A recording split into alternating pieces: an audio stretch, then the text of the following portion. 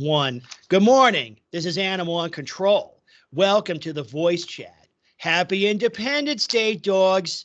We're one nation under dog. We're a nation of dogs, a nation by dogs, a nation for dogs, peasants, just like almost every other country on earth.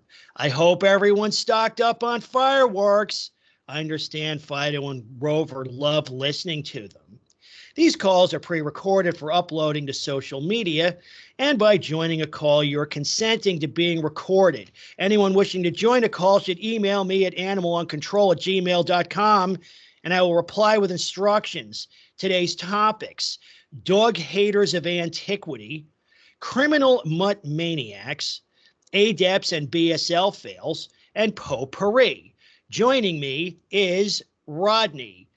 What's up? A little bit about yourself and what interests you in the space.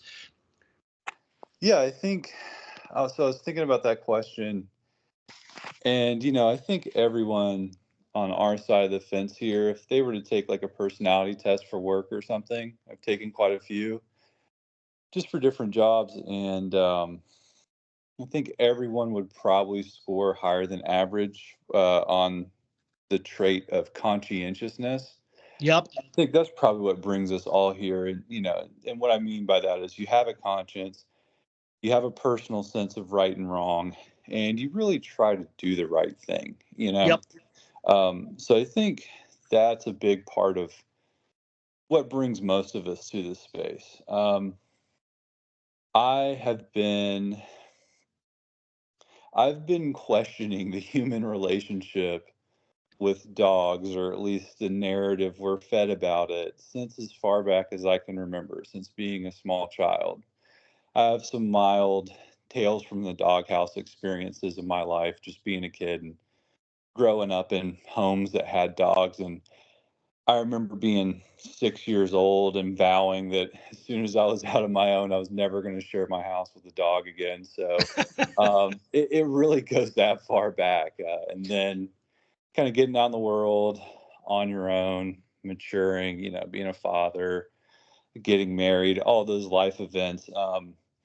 You sort of start to grow up and you continue these experiences with dogs and their owners. And, your perspective changes, right? It's why are these people allowed to maintain these threats to my children or these disruptions to my quality of life? You become a homeowner, and then your perspective on dogs, changes from that point of view. And it's like, well, I'm paying a mortgage, I'm paying rent. Why can't I enjoy my space without all these negative externalities that these dog owners keep introducing into my life, right? So, I could go on. I don't want to be too long-winded about that, but really, it's basically the same stuff that everybody else feels, and I think the core driver of that is just a sense of just being a conscientious person. Sure. Yeah, I think we have, it comes down to ethics, and you're right, right versus wrong. And I think that, yeah, we have a pretty keen sense of that, while our adversary does not. I mean, to them, right and wrong means that anything that it serves the immediate self-interest of the dog and or its owner, that's the right thing. And anything that impedes that or tries to restrict that is the wrong thing. So, the dog barking all night, keeping the neighborhood awake, that's the right thing because Fido is getting to do what he wants. Anybody who tries to restrict that is the spawn of Hitler and Satan. That's their sense of right and wrong. Yeah, and it's really crazy because you do get comparisons. There's a rule of argumentation on the internet, and it's eventually every discussion involves into comparisons to Hitler, right? Yeah, they call that. What do they call that? Well, there's absurd ad Hitlerum, and what was I think it was. Oh, the Godwin fail. Yeah, right. yeah. The Godwin fail law is, I guess, an informal argumentation that the first person who like equates their opponent to Hitler, you lose, right? So if we're arguing something and I say, you're as bad as Hitler, boom, it's over, right? It's like, you won and I lost. Right. It's And ironic in it's this really, space. It's ironic in this space because Hitler was a big dog person. Not that I'm equating all dog people to Hitler, but yeah. but the irony has to be pointed out because it's so rich. And yeah, I think just the absurdity, I guess, is what I wanted to, throw out there of the people you're dealing with. We'll call them the opponents. I don't want to use the word enemy. That's a little harsh, but Adversary is yeah, one the that I like. adversary, they will resort to something as, um, I guess it's morally wrong to do that, to compare someone who just wants basic civility to, Hitler or Right. Stalin. But it's also just completely absurd, and it kind of shows like what you touched on as far as their sense of right and wrong. There really isn't one. It's, one day it's a little bit like Schrodinger, right? Like one day it's the owner, in the box, and one day it's the breed in the box or the trainer in the box or Yeah. whatever. And there's never a consistent position they take. Well, right, exactly. The other thing too. Well, it's whatever, I guess, supports their position at any given time, right? So, and yeah, there's an awful lot of flip flopping and bait and switch routines going on. It's sort of like the whole is it the dog or the owner, kind of debate. And I don't see that as a debate. I think at least in 98% of the time it's both, right? Because you can't, the dog, you blame the dog for being what it is or what it did, but you also blame the owner for enabling them because and some people say, what about stray dogs? But they're enabled by various, two-legged miscreants also, right? That agitate for laws to protect them or, contribute to that problem in various ways. But, just like it can, more than one thing can be true at a time. It can be hot and it can be humid, right? Just like it Right. is And yeah, today. it's just constant bad faith argumentation from the other side. Whereas our side really, especially yourself and other folks, really try to reason out our position and self-critically, kind of look at it and say, well, am I right? And is this truly, the right thing and the right argument? The other side of that fence is just all emotional manipulation, and just bad faith arguments. They're Oh, really yeah. not trying to get to the truth or what's right or wrong. They just want to say whatever they have to say to continue with their bad behavior, which they themselves know is bad behavior. I think most of them know on some level that their choices are inconsistent with being a good neighbor and a good person. Yep. And that's where a lot of their rage and, epipleptic fits when you criticize. That's where a lot of that comes from is, you're in their core, they know it too.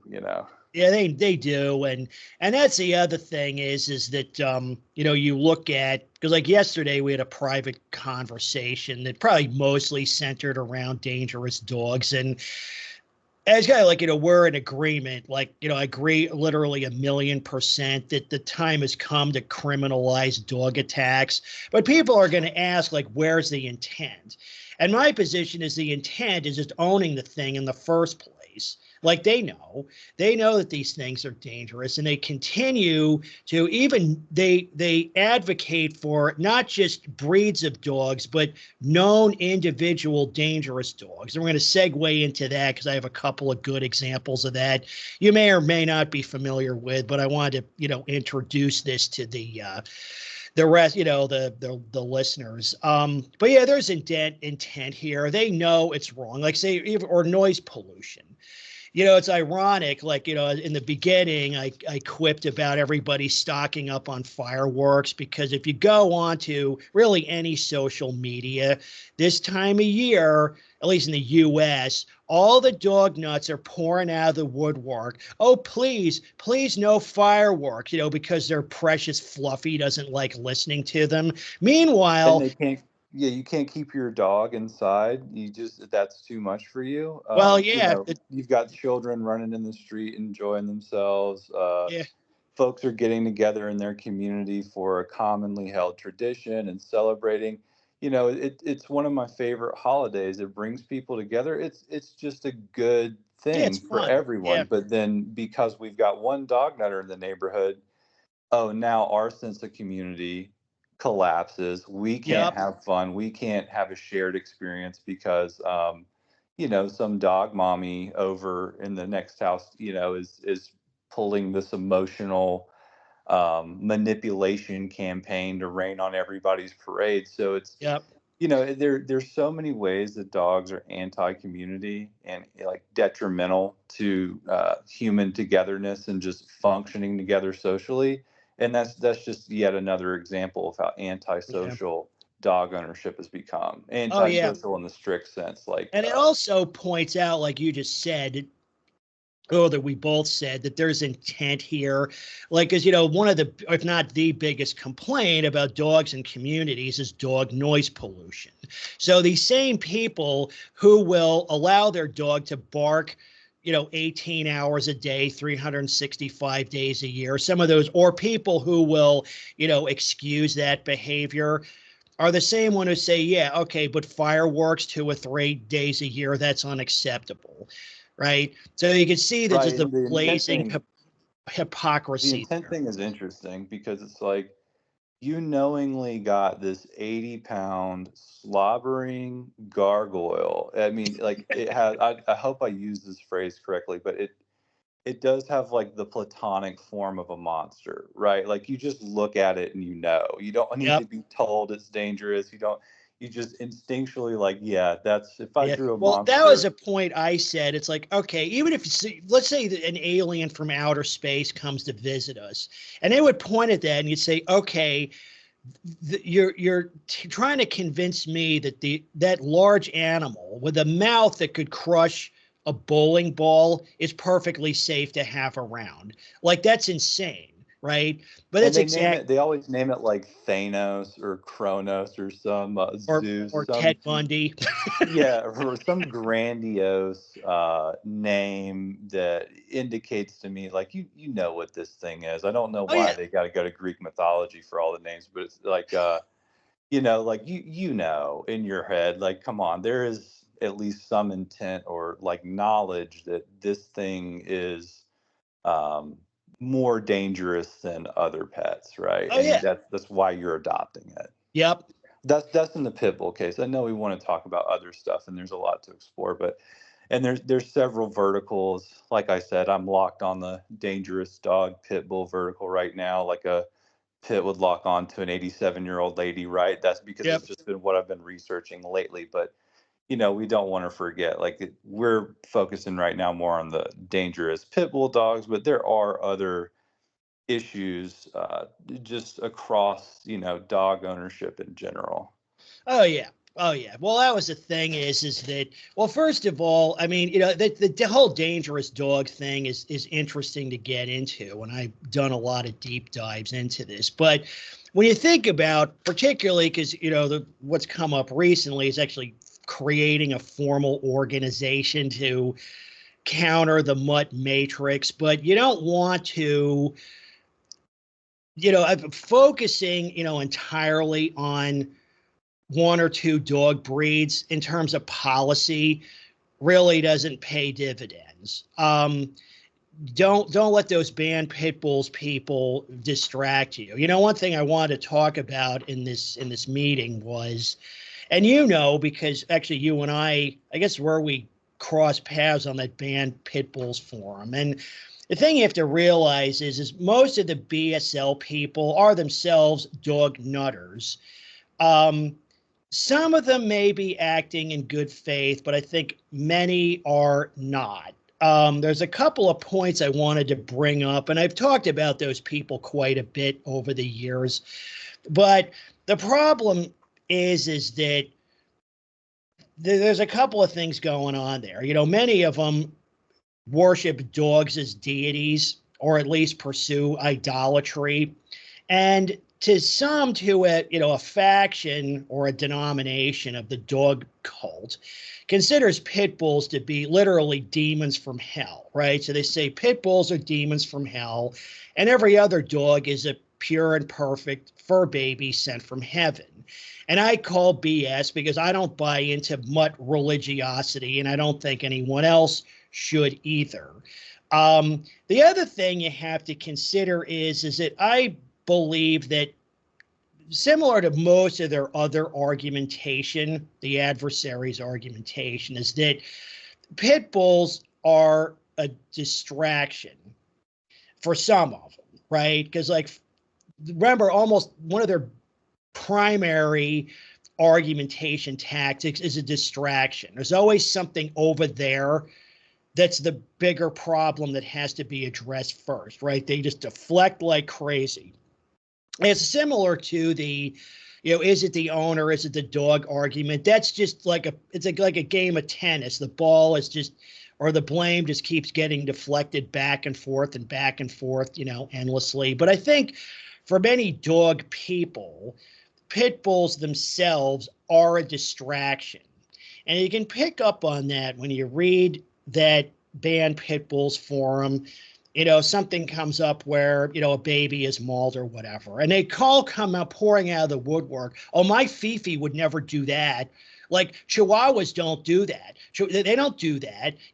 My Rover would never do that. So the quintessential, what I call like an ADEP, that's a term we have, means all dogs except pits.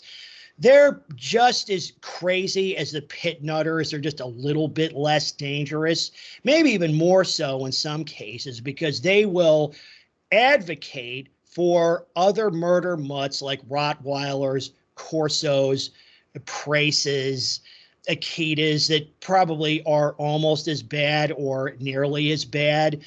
So, I mean, like I said, doing a deep dive into the dangerous dog problem is definitely interesting. I've done it, but I think going forward, like, personally, I don't see this as a pit bull problem. I don't think that they're uniquely bad, nor are they a problem onto themselves. So even if you're going to focus on that, you still have to do it within the framework, or you have to contemplate the larger dog culture, because the larger dog culture is what spawned that problem and continues to promote it, if perhaps indirectly, if that makes any sense. Yeah, exactly. And, just to kind of maybe tack something onto that for people to think about that, maybe considering the issue for the first time. You're right. Chihuahuas, they don't, their attacks aren't fatal as often, Right. right? But that's simply because they lack the ability to Yep. cause death in a human. It's still, they're still aggressive, and even a small dog can bark at an incredibly, Yep. I want to say, I'll say unhealthy decibel level. And it is unhealthy because we know people's blood pressure goes through the roof when that happens. Yep. If people are under prolonged periods of stress when this barking occurs, and that's unhealthy. That's an unhealthy way to live. It's decreasing your lifespan. It really does. So, Yep. Oh even yeah. that's just one example of how even, you know, it, there's a tendency to focus on the dangerous dog. I'll call it a vertical, but, aspect of this, because that's where the most like acute harm is coming from, and it's the easiest to document, and it's very jarring, and, it's Right. It's effective to put. definitely, well, Yeah. interestingly, is that, in a sense, like, the pit bull problem, such as it is, does sort of help highlight the overall problem, because the tendency is to, sweep this stuff under the rug or minimize it as much as possible, up to and including deaths. Like, I wanted to get into some of the statistics and, well, basically why we have bad numbers. But you look at, like, for example, take Huskies, for example, and they're another dog that they're Siberian sled dogs. Okay, they don't belong in apartments or suburban subdivisions. You got a farm in Vermont, like, maybe. And they're a public nuisance also. Yeah, they're less bad, I guess, on a per capita basis than pit bulls, like, maybe, but they're still plenty bad enough. But if you look at a lot of these fatal husky attacks, how is that presented, particularly in the media, right? What's the headline? It doesn't say like dog kills child or dog, fatal attack on infant by dog. It says infant dies in accident involving family dog. Like, they present it in the most passive aggressive way possible. They go, what was the nature of that accident? Were they both on the Space Shuttle Challenger when it blew up? Right. But Right. because Like, it's like, that's if I create the conditions where a disaster is almost certain, is that really truly an accident? Like, if I'm playing right. Russian roulette and I, get a bad draw, we'll say, is that so much an accident, or it's more, I Well, it's get it, yeah, reckless and it's endangerment. But what's interesting, though, is that the pit bull, but, too, is that, dog culture generally promotes that environment. It's like you always put, I don't know if you're familiar with it, but one idea that I brought into the space is what I call complementary mutt theory. It's sort of the opposite of a critical theory, where any situation involving a dog or where a dog is present is always put in the best light possible, right?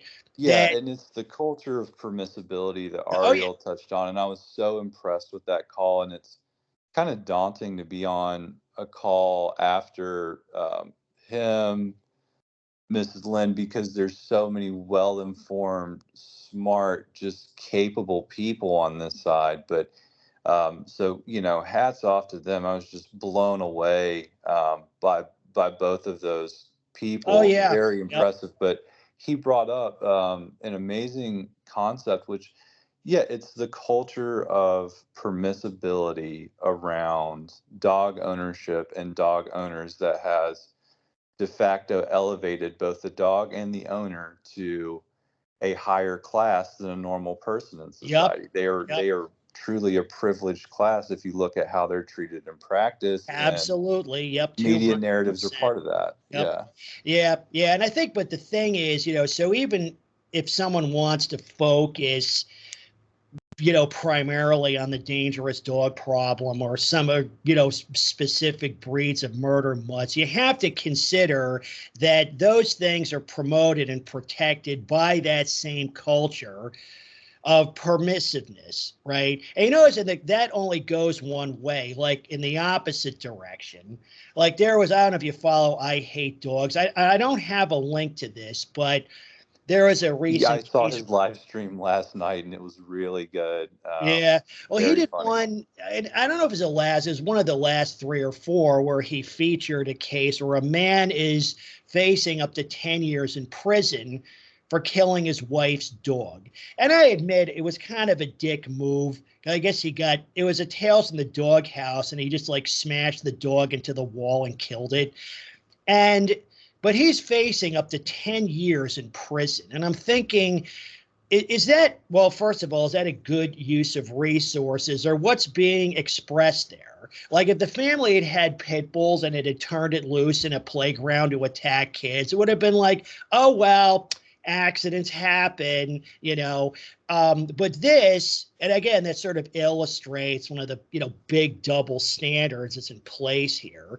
And there's a ton of examples of things like, I mean, sometimes people, and Colleen brought this up, and I investigated cases like this also, where someone is arrested for, say, stabbing or shooting the dog that's attacking them or another person. I mean, I don't know if that doesn't always happen, but it often does because they charge It him with. does. It happens a lot. Yeah, It and happens a Colleen lot. brought that Yeah. up, and there's far more. I won't describe them because they're awful, but there's far more egregious crimes. I think everybody knows the type of crimes I'm talking about, where you get a slap on the wrist, probation, maybe have to go on a registry for a short period of time, where a human was harmed irreparably, and so the disproportionate, Yep. the Yep. disproportionate aspect of the sentencing, this person gets 10 years for killing a dog, which I don't know that I want to totally excuse it, right? Like you said, it was a dick move, but Yeah. the person who did that was under severe psychological strain Oh because, yeah. we really minimize how, look, they use tapes of dogs barking to torture like terrorists and stuff, Oh right? yeah. Like that's how. Yeah. So if you're living in that environment, um, the famous case of Manuel Noriega, right, that you Oh brought yeah. up on a call, where it's like that guy is living that reality 24/7.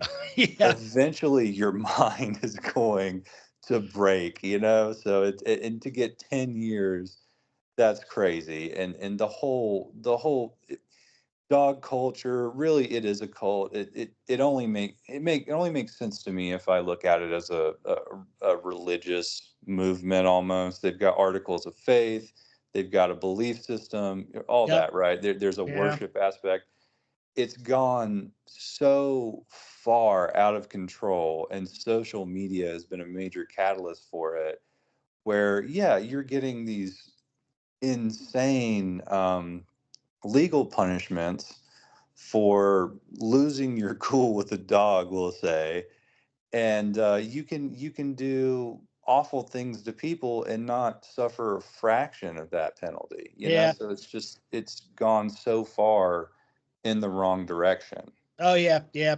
And well, again, my narrative since the beginning is there's a lot of protection for this thing, but very little from it. And really, that's what needs to be cured because as long as that's the case, as long as they're, treated like an elite class of people, we're not going to get traction on any of these things, right? Regardless of what It's your anarcho biggest, tyranny. yeah, Yeah, yeah, like exactly, yep, you as the non-dog owner are required to navigate a legal minefield. You get no protection when the dog owner and the dog violate laws that are on the books, right? I mean, we know there's very little enforcement.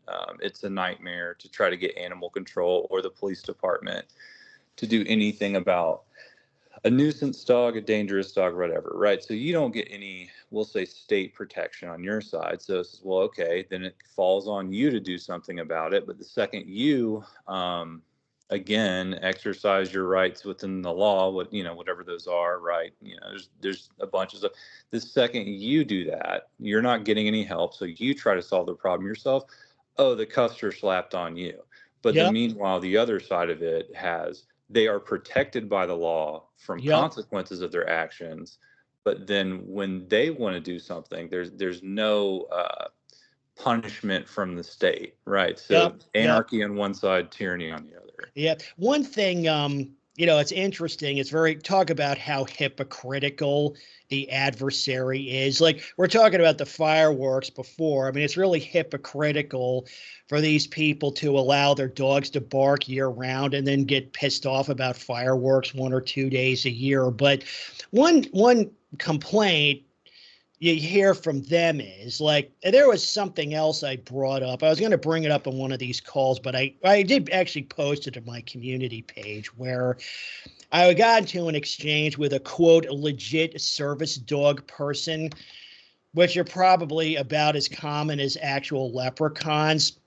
You But in found one of any the three that actually exists. yeah, one of the three that Congratulations. actually exists, and it was interesting because this person had been posting about those folks hate the fakes even more than people like us. They absolutely despise the fakes, or at least the dogs that are more obviously fake than theirs are. So I asked the guy, I said, would a formal proofing system be helpful? Would you agree to that? And he said, absolutely not.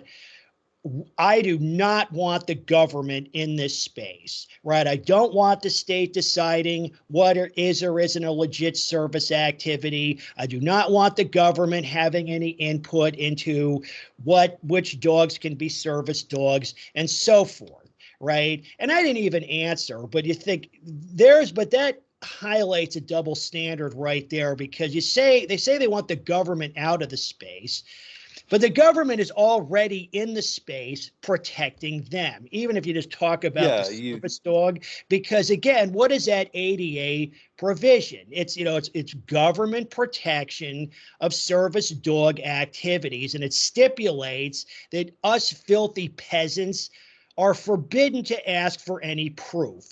As long as they answer the two yes. questions, boom, they're in, right? That's And such it a was good like, point that, yeah, the situation exists because the government's already intervening on your behalf. yep, You've yep, gone and told a business owner who's, we'll say publicly serving, people for profit. The government has stepped in.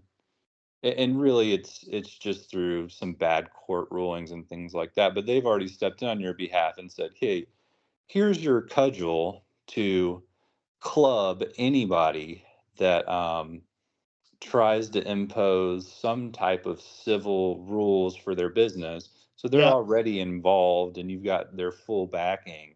But yep. oh, when it's time to actually prove that yes, you do, there's nothing else that could help you function in society other than a dog. So that, you need to prove it. You need to prove this is legitimate. Oh, now it's get the government out of my backyard, right? Right, So it's all exactly. bad faith Well, argumentation. that's the thing, like with the service dog, provisions too, and it even overlaps. See, all these different aspects of this all heavily overlap, right? They're not just problems all onto themselves. But I mean, the problem with the service dog provisions is it violates association rights, not just of the proprietor, but even the public. Maybe you could say, okay, you're allergic to dogs, you're afraid of dogs due to a dog attack, or maybe you just want to eat your burger in without a dog drooling and farting and pissing 5 feet away from you, right? So that association right is kaput, it's gone, and the property rights of the proprietors, and also the home rule rights of these lower governments, because I mean, live animals in those establishments is illegal at multiple levels, federal, state, and local. But even let's say we're both town council persons, and we all agree, yeah, we don't want dogs in restaurants and grocery stores because it's a common sense human health and human safety provision. But the federal government comes in, they've overridden our 10th Amendment protections. They're like, no, no, no, no, no.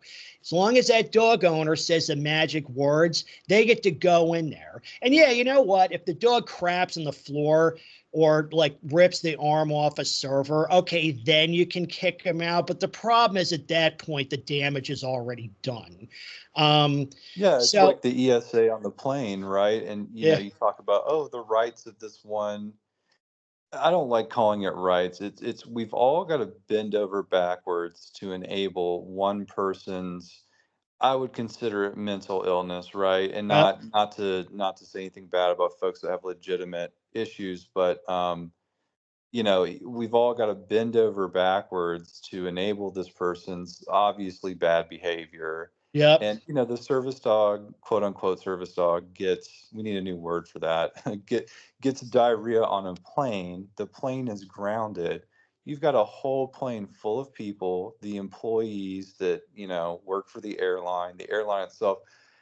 It's not cheap to, make an unscheduled landing of a plane. It's got to be oh yeah, refueled, re-inspected. Everybody's life has been thrown into disarray. So, at what point did their rights matter? Like yep. where does their, right, where Well, where did their rights come Well, into you know this? what it is, right? You're right. These dog people, they don't have the right to do these things. What they have is power, meaning that they can force people to do things, right, sort of arbitrarily. And oh yeah, that airplane. I mean, imagine if you're somebody else on that plane. Let's say you're going to the funeral of a loved one or a wedding or a job interview.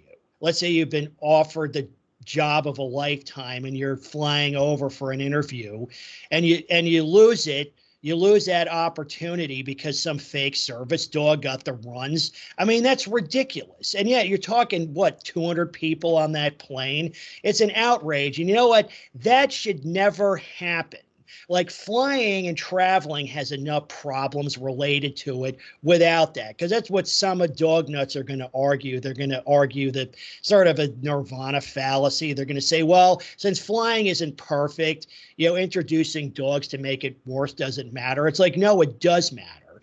It does effing matter that there should be no live animals in the airplane cabin, period, ever.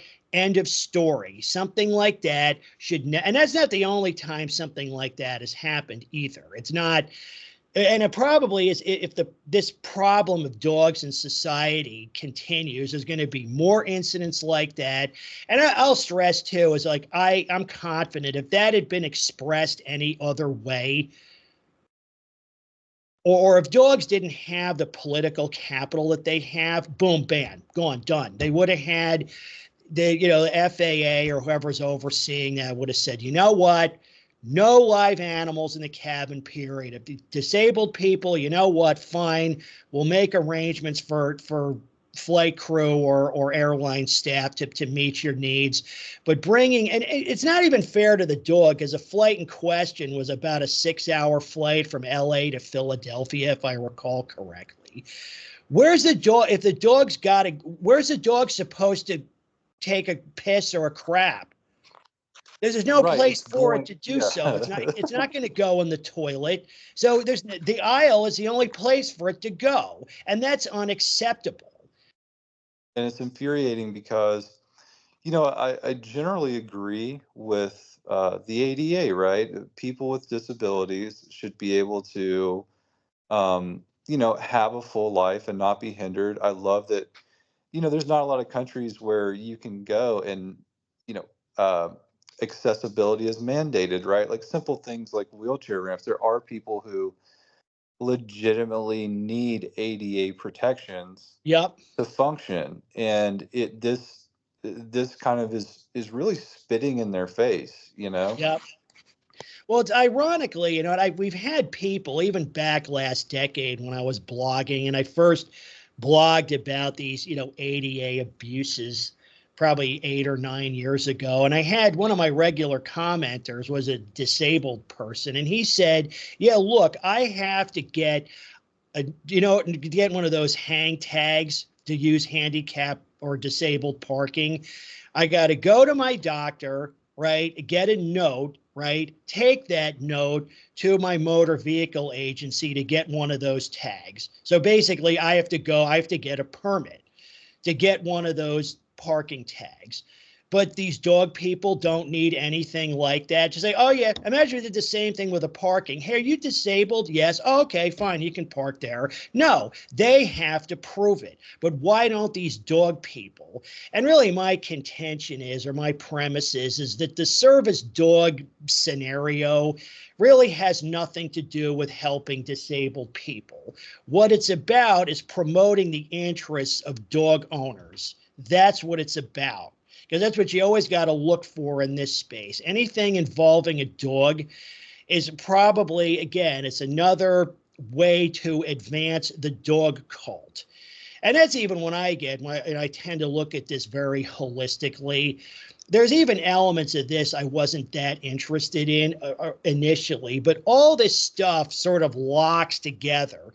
Dangerous dogs, noisy dogs, fake service dogs, dog crap everywhere. All these things overlap. It's like a Venn diagram where all the circles sort of heavily, overlap with each other. And it's the immaturity of it as well. It's hey, I've got to take a trip from Philadelphia to LA. No one wants to watch my friend slave for me. I don't want to pay a prohibitive boarding fee. All of this. So I can't accept the consequences of the mistake I made Yep. to own a dog. It's too much for me. So instead of just looking in the mirror and saying, "Hey, this isn't working. I need to make changes in my life," like we all do at times. No, they're going to take that childish route of, well, I'm just going to say this is an ESA animal, Yeah. and now, okay, all that problem is alleviated for me, and I'm going to push the negative externalities of my Yep. decisions on everyone else, and that's what this is about. Yeah. Well, yeah, they need to. And, at some level, all this comes down to accountability. And yeah, you know what? If you want if you want really, I guess you say any pet, but we'll just talk about dogs in this case, that, yeah, you know what? It's realistically, it's going to limit your options. I mean, there's trade offs to anything you do in life. Right. But the dog people, yeah, they're very, very low maturity level and they won't accept that. They're going to say, okay, I've got this pet. It's high maintenance. It's prone to a lot of offensive behaviors. It's not appropriate in every environment, but at least the current generation of dog people doesn't accept that. They're like, I'm going to take my dog everywhere, whether it's, forget about harmful to others, whether it's even good for the dog or not. Right. And I guess, yeah, it's They know probably, it, but they don't accept it. Like they know it. they Yeah. in deep down, they know they Oh, screwed they up, do. Yeah. and they can't take it on the chin and just make a change. So it's the accept. It kind of, here's an example, right? Um, People talk all the time about crossing the street to avoid an obviously dangerous dog because they don't want to be Yep. jumped. Even if it's not dangerous, they don't want to be jumped on. They don't want to be barked at. They don't want to be slobbered on, right? So they cross the street. They go out of their way to avoid the dog. And time after time, the owner will come up to them, unprompted, cross the street with them and say, "My dog's not dangerous," and force that interaction on someone. And Yep. that's the behavior of someone who is dying for their bad decisions to be validated. So Yep. that's the whole, they know they've made a bad decision, but they can't accept that they've made a bad decision. Yeah. Yeah. Speaking But of that, I was on a hiking trail not too long ago. And it's actually, you hike through the forest to the beach. It's a really nice hike. And there was a couple coming the other direction with a lab, not really a known dangerous dog, but I did kind of get off to the side. And they had the dog on a leash and everything. But just as they were passing me, the dog lunged at me, right, and shoved his snout like into my calf. He didn't bite me, right? It didn't show teeth, didn't growl, didn't bark, but like he left this like splooge on my leg, right? Like this like foam. It was like somebody shot me in the leg with like a can of shaving cream or something. I'm like, ugh, God. And I was like, what the yeah, and hell? It just yeah, you freaking didn't sign gross. up for that when you, Yeah. like, okay, and let's just, for thought exercise, if I did that to somebody, if I did that to somebody, I'm pretty sure I'd be having a conversation with a law enforcement official Oh at yeah. some point in the day, right? So, and yeah, there was just, two things, and I'm not trying to direct the call in any way. We can talk about whatever, but we have reached this inflection point where, through, we've aggregated people to our side. We've Yep. found each other. We're finding more and more of us every day because the dog culture issue is so out of hand. You've got people who were former dog nutters leaving the cult. That's how bad it's gotten. So we've gotten enough people, um, through arguing with people on the internet, right? Like one of my favorite hobbies. And, I get the sense that you kind of maybe enjoy that a little bit as well. But we've honed our talking points through all these arguments we've had into really, really sharp, ready to go weapons, right? Like our Yep. talking points are good now. So we've done all that. And the inflection point we're at is, all right, we've got the people, we've got the talking points, we've got the evidence, we've got morality on our side, and now we're at that tipping point where we really need to start thinking about affecting change in the real world. It's time to move off the internet and start looking at what we can do to correct the situation, because the time's come. And there's two ideas I have, and that's what I love about the calls and some of the social media groups and stuff is, we can get together with people now and discuss and bounce ideas off of each other and come up with solutions that we can start implementing. And obviously, I don't have all the right ideas. Some of my ideas may be bad. I'm perfectly willing to accept criticism on it. We're not here to infight at all. But I do think really there's two things we could get into that we could at least start trying to get the ball rolling. Right? We'll never come up with the perfect idea, Right. but Well, two that's great. the Yeah. other thing is we got to, as you get more into this, because I'm going to appeal to authority, which normally is considered a fail, but stuff like that's only bad when other people do them. When I do them, it's okay, right? Yeah. But Right. Yeah. one thing you're going to run into a lot is a Nirvana fallacy, where like, okay, let's say, like, as even from our discussions, and we both agree that criminalizing dog attacks, at least with the really bad outcomes, is a good idea. I think it doesn't have to necessarily be the end game, but maybe like a first quarter, second quarter, strategy. But people are going to argue it's like, okay, it's not perfect. Like it's not going to completely eliminate dog attacks.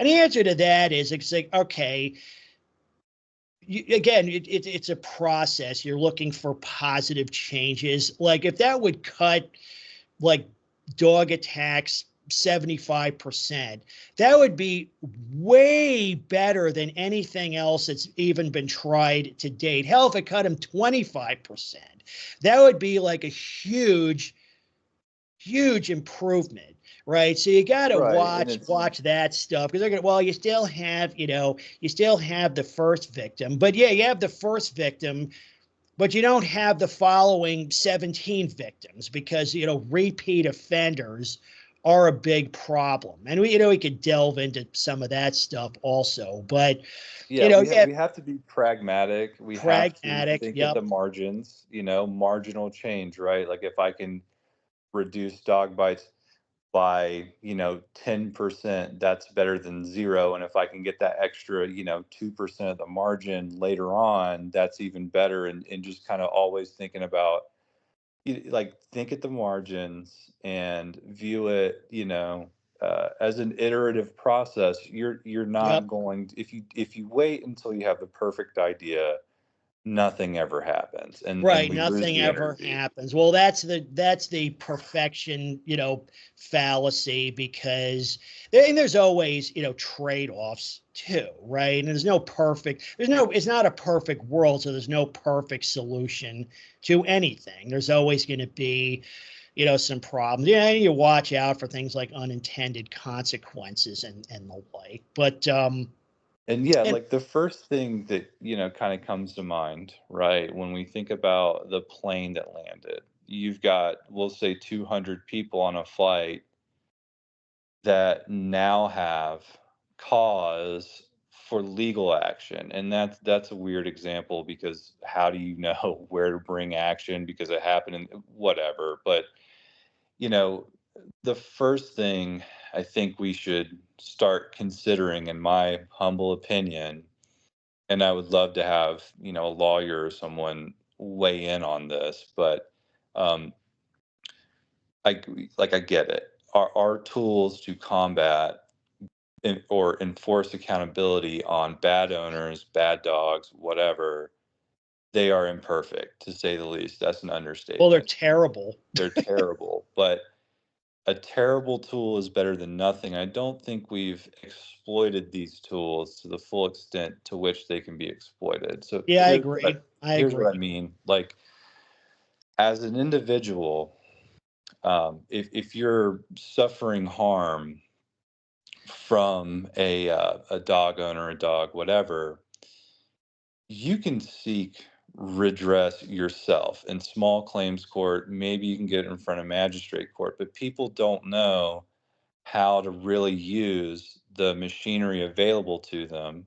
They're always like, well, I don't want to get a lawyer. Well, you don't need a lawyer. It is going to take some work on your behalf. It's going to be annoying, but these people, their decisions have been validated at every turn. They're bullies. No one's ever stood up to them. And the second you do something as simple as drag someone into small claims court, make them take a day off work so that they can defend their precious fur angel, and really start imposing some type of consequence for their Yep. actions, just anything, because up to this point they've experienced nothing but people folding over for them. Yep. A lot of people don't have the stomach. I would wager 60 to 70% of these people do not have the constitution to withstand that. Even if it's just a small legal proceeding, the process is the punishment.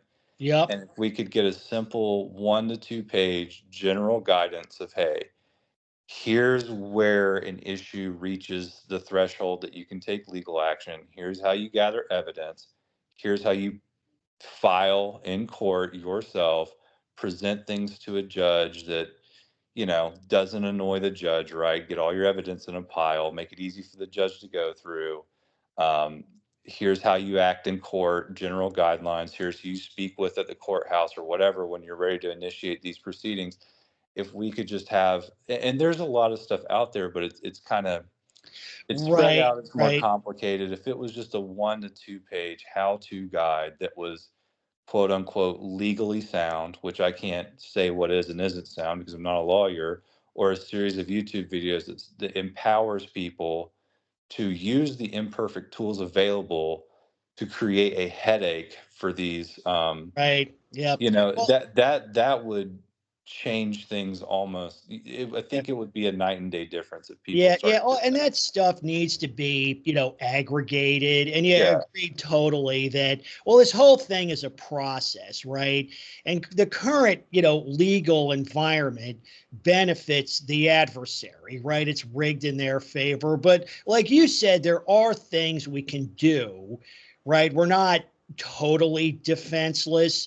And if so, probably like initially something we can do today would be to leverage whatever resources we have currently against them. Now I can agree because people are going to say, well, the current arrangement, like, it stinks, it's rigged in their favor, and that needs to change. But that's more like changing that absolutely needs to happen. But that's like a phase 2 kind of thing, right? So yeah, yeah, currently, we can't fall into a cycle of hopelessness or, oh, nothing gets done. Things can get done, and they this, do. Yeah. like, it's like Akron. I forgot the poor lady's name, so forgive me for that. But a woman was mauled by a pit bull. She died. Made several complaints to the city. Tried to get them to follow their own laws. All of that was cleanly documented. Sues the city of Akron. Her estate does. Boom, $3 million. That Yep. type of message forces these municipalities to get in line. That's the Yep. only way to do it. You've got that. We can't just complain about it and stay online. We've got to grow some teeth. Yep. And that's, like I said, that she got a lawyer for that. We'll put that Well, aside for that a second. was, I mean, well, there's a lot of cases like that, but well, there was a Klonda Richie case. But she didn't, because she was mauled to death, but it was her estate sued the city of, I believe it was Dayton, but don't quote Yeah, me on that. But they sued the I city, may have but confused she Dayton was or Akron. already dead though. Yeah, but she sued.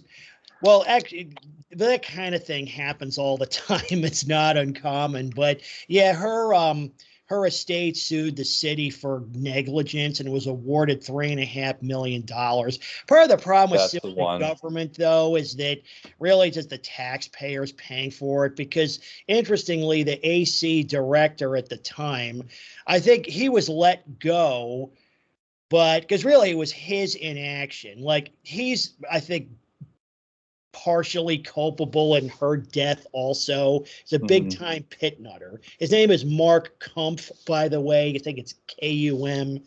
PF was his name, but he moved on to actually bigger jobs. He actually got a better position someplace else. I forget what happened to him, So but no that's real punishment for the no, well, people no, responsible. Yeah. actually wound up doing better, to him, Well, but let's still, let's just say this, like hypothetically, right? This is a much more common scenario too. Let's say that you're unable to enjoy your apartment or your home because a dog is barking constantly, and we know these dogs bark at incredibly high decibel levels for extended periods of time. So if you're willing to just do a little bit of work, take a recording, write a paper log of when it starts, when it stops. You're going to have to call animal control several times. They're not going to do anything, but at least you can document before a judge and say, hey, look, I tried. I did everything I could yep, to avoid bringing this in your courtroom and wasting your time, but none of the normal channels would do anything about this. You've got right, your evidence documented, and you can articulate a clear instance where you've been harmed, and yep, there's damages. They're not going to be huge damages, but if these people can't pay $300 or whatever it is to board their dog for a weekend, and they get slapped with a small four-figure amount that they have to pay you, that's going to change. And if they don't get in line, you can bring them to court again and again and oh again yeah, oh yourself. yeah, Small claims, don't need a lawyer. It's really similar to almost like Judge Judy, if people yeah, have seen that. And you can win. And if we can just chew people's food for them, say, hey, look, here's how you start going about this process to have a reasonable chance at victory. If more and more people started doing that, dog ownership is going to just plummet. yeah. The shelters are going to be full, and that's another problem. Well, But shelters are yeah, already full. Well, that's yeah, the other fuller. thing too, is if Yeah, you talk about like, legislative changes, is that one contributor to this problem is no kill policies, because these precious fur babies have an absolute right to life. Correct? You can never put them down for any reason, but right. Like, so they're and full of euthanasia them. is But yeah, I agree totally that we don't have to. I mean, we definitely want to change things moving forward, because the system, I mean, ideally, the way a barking dog complaint would work, or really, like, ideally, dogs wouldn't be allowed in apartments at all. But again, that's far down the pipe. That's like, sending a man to Mars or something. So, Yeah, so just to kind of like sum it up, we kind of talked about bucket one. For people that are listening, don't think that there's not things you can do. Don't think that you can't create. I mean, going to court on any level is terrifying. It's oh, I a know, because nightmare. Yeah, I prosecuted a couple of lawsuits. right. Neither of them were in this space, and won them both. But that's the thing, is yet nobody wants to get sued, or even if they don't care, because like, even if you take them to court once, they're going to have to seriously reevaluate their life choices. They're going to be like, I don't want that to happen, even if they win, right? It's a Pyrrhic victory, because they're going to be like, yeah, you know what? I don't want to be subject to this nightmare again. And So, even yeah, if they're judgment proof, let's say you get a judgment that you'll never collect because they don't own anything, right? Which a lot of these dog people are like that. A lot of them aren't. There's a lot of very wealthy people that own dogs that behave badly, but so that's a common objection as well. There's nothing for me to collect anyway. Okay, then we stay on the merry-go-round. We'll take you yeah. back again if you don't correct your behavior, and pretty soon, if judges don't like it when people just ignore court orders, right? Oh, yeah, So yeah. those penalties quickly start escalating, and you start moving up the chain a little bit, and it gets more and more and more dire for the owner, up to the point of potential, we could say, criminal consequences, which now we've gone beyond money, and they're going to start putting orders on you to confine the animal. And there's cases out there like that where that's happened, where eventually, it's terrible that it takes so much work. But I guess the message is to kind of close that out. Category one is there's a ton of stuff you can do today. Yes, it's beyond imperfect. It's woefully inadequate, but there's plenty of things we can do that if people started doing them and they had just some basic guidance on how to do it. Yep. I mean, I know it's a high number, but I'm thinking like 70% of people are really gonna, dog nutters are really gonna reevaluate their decision to own a dog, be a terrible dog owner, because, oh, this could cost me something, and it's not, there's a reasonable likelihood that this will happen, Yep. and they've never faced a consequence up to this point. So any Yep. consequence Well, is it's enough to interesting you make people move bring forward. that up, as often even just the threat of a lawsuit is enough to get people in line. And you're right. Well, I think what needs to happen is we need, and I've been meaning to do this forever, but part of it, this new hypothetical organization could do this, is you put up a website that has all those available resources. Barking dog problem, here's what you do, or can at least try to do. But, with my issue with a barky dog across the street, well, the first one was, there was all the back and forth. Again, it was the useless authorities, basically the belligerent, malignant dog owner, and all these problems. But what happened was, about 4 months in, I said, you know what? If this doesn't stop, I'm going to do that. I'm going to sue them. So I sent them a desist letter, and indicated, okay, here's what you'll at first, the demand. I demand you stop dog noise polluting my home immediately. Okay, here's all the laws you're breaking. Here's all the problems you've caused for me. And if this doesn't stop immediately, I'm going to sue you. Okay, I'm going to sue you. And there's also some other conversations in the background. I was not communicating with them directly, but sort of via some of the other neighbors. And this was at a point where I'd already prosecuted a lawsuit and won. And I told the other neighbor, who was also pissed off about this and escalating it, I said, you know what, Kyle, the next time you talk to him, when I threaten to sue him, I mean it. I've already prosecuted a lawsuit. And again, it was against somebody who was wealthier than I was and way better connected than I was. But I went the full 15 rounds and I squeaked out a win. I said, let me make this crystal clear. I am going to fucking mop the floor with them in court. I am going to crush them. It is going to be the worst thing that ever happened, right? 2 weeks later, dogs were gone. Right? Not better behaved, gone. Well, actually, they immediately, I guess, brought the dogs inside. So the barking stopped. It was done.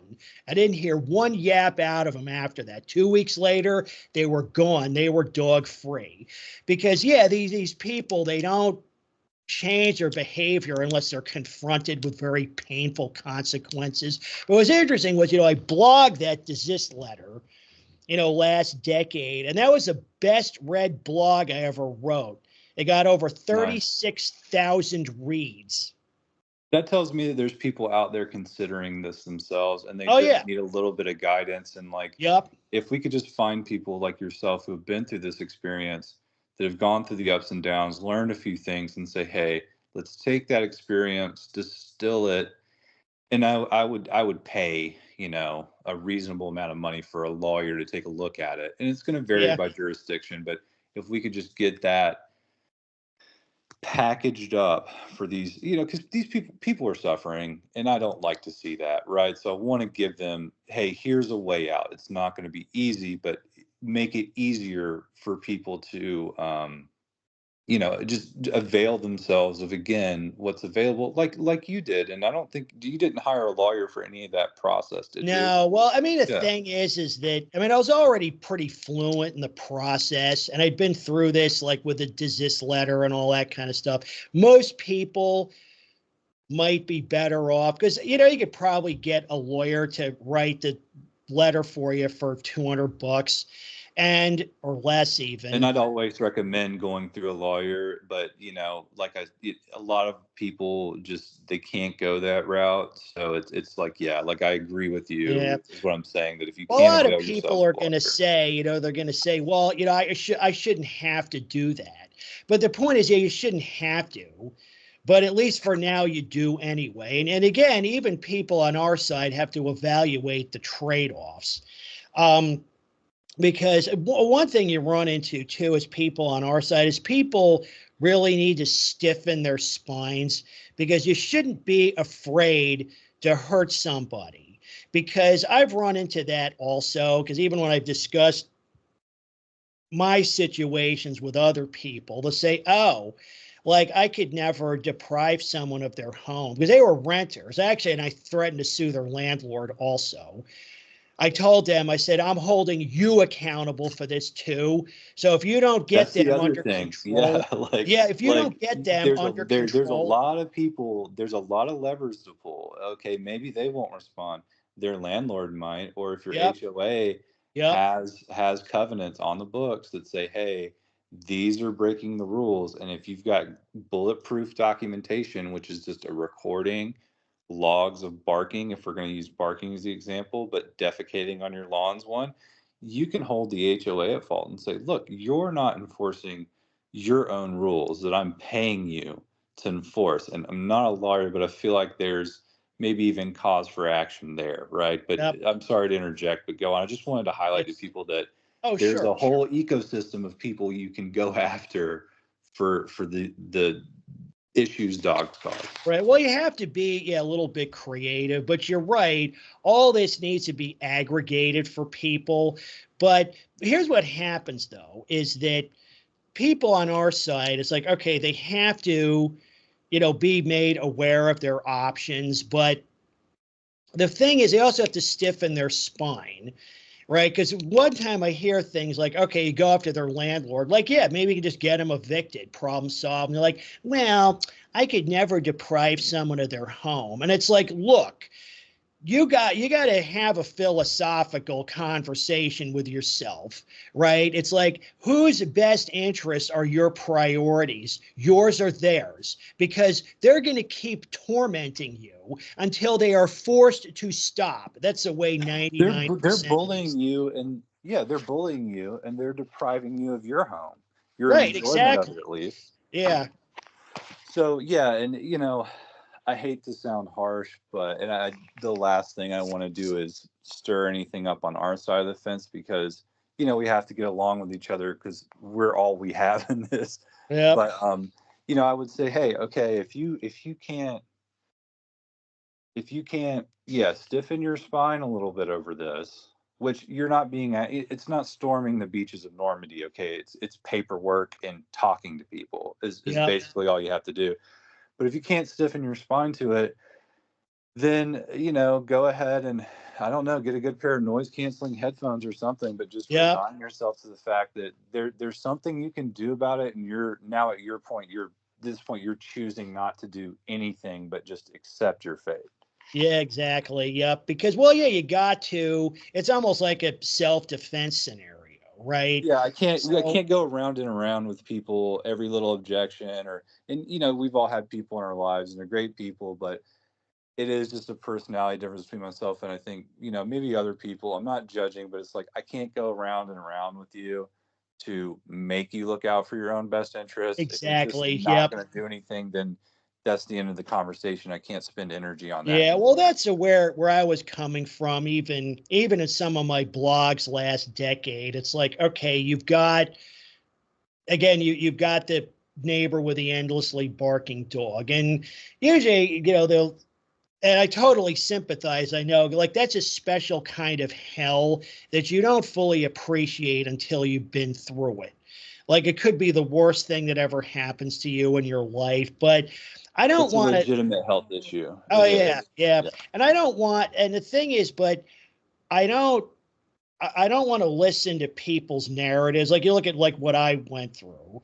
That I tell people, it's like, I don't want to hear your narrative unless you're going to at least try to do something about it. Often I talk about the nature of rights on here, human and civil rights. And of course, the holding a right has some obligations. I mean, you have to understand how to properly exercise it, but you also have to be willing to defend it, right? So dog noise pollution, for example, is a pretty serious breach of property rights because they're preventing you from using your property as you see fit. They're polluting.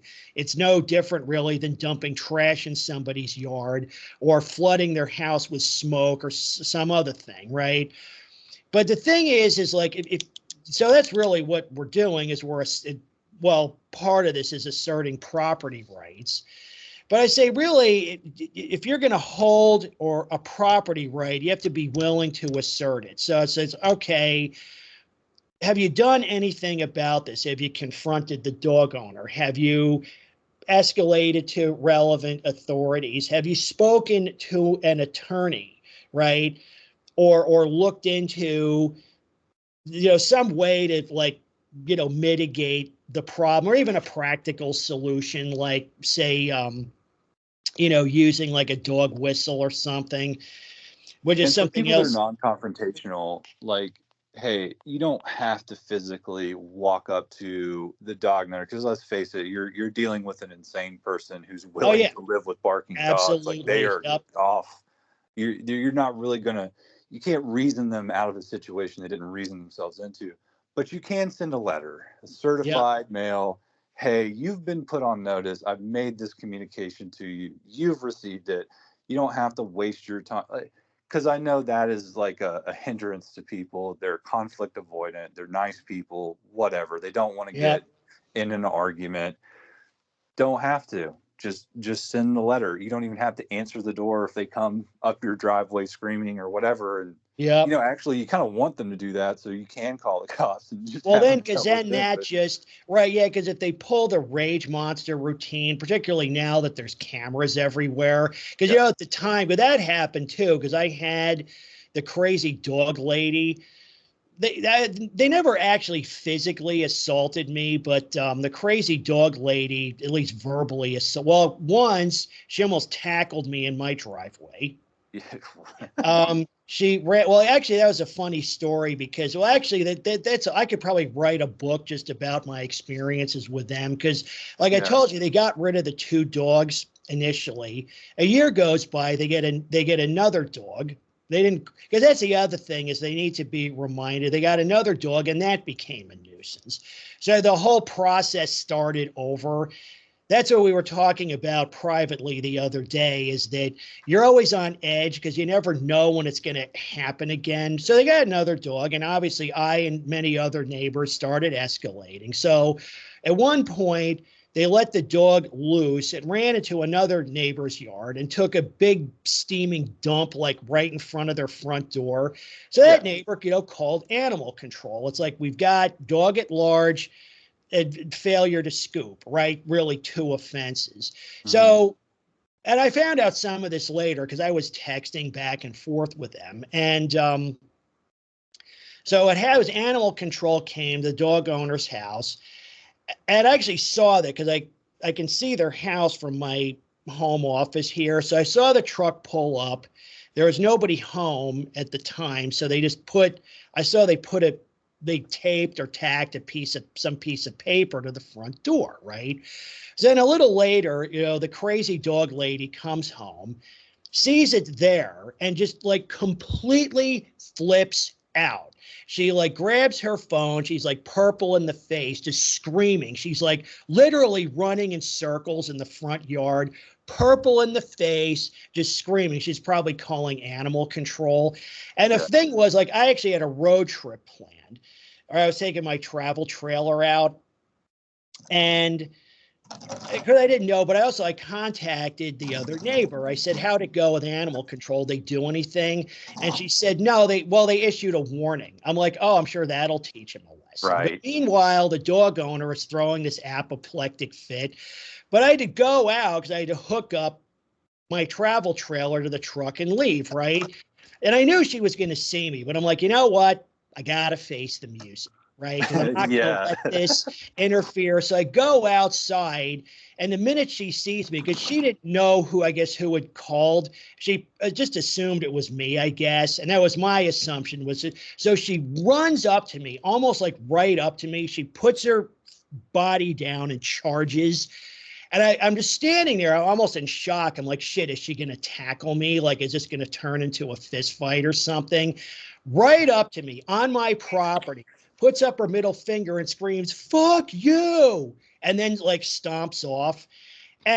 But actually after that, I just burst out laughing because this whole thing is so ridiculous. And not only that, but it's so out of proportion to what happened. Because again, actually, if I were her, I would have been smug about it, right? I would have taken that warning and probably come up and say, hey, dummy, look, yeah, I turned my dog loose and got away with it again. Hardy har har, suck on that. Because yeah, she got off the hook. Right, nothing happened to her, but Yeah, and just to interject, the point of calling animal control for everybody listening that's going to say, why would I call animal control? They never do anything. The big point here is it's documentation, it's yep, evidence. You're calling animal control 3-4 times so that then you can do something. It's yep. about so anyway, I'll let you finish, but I just, Yeah, well, that was the yeah. end of that story. But the funny thing about that was that, but I see, but that's why people don't want to call or say anything because they want to avoid those kind of conflicts, right?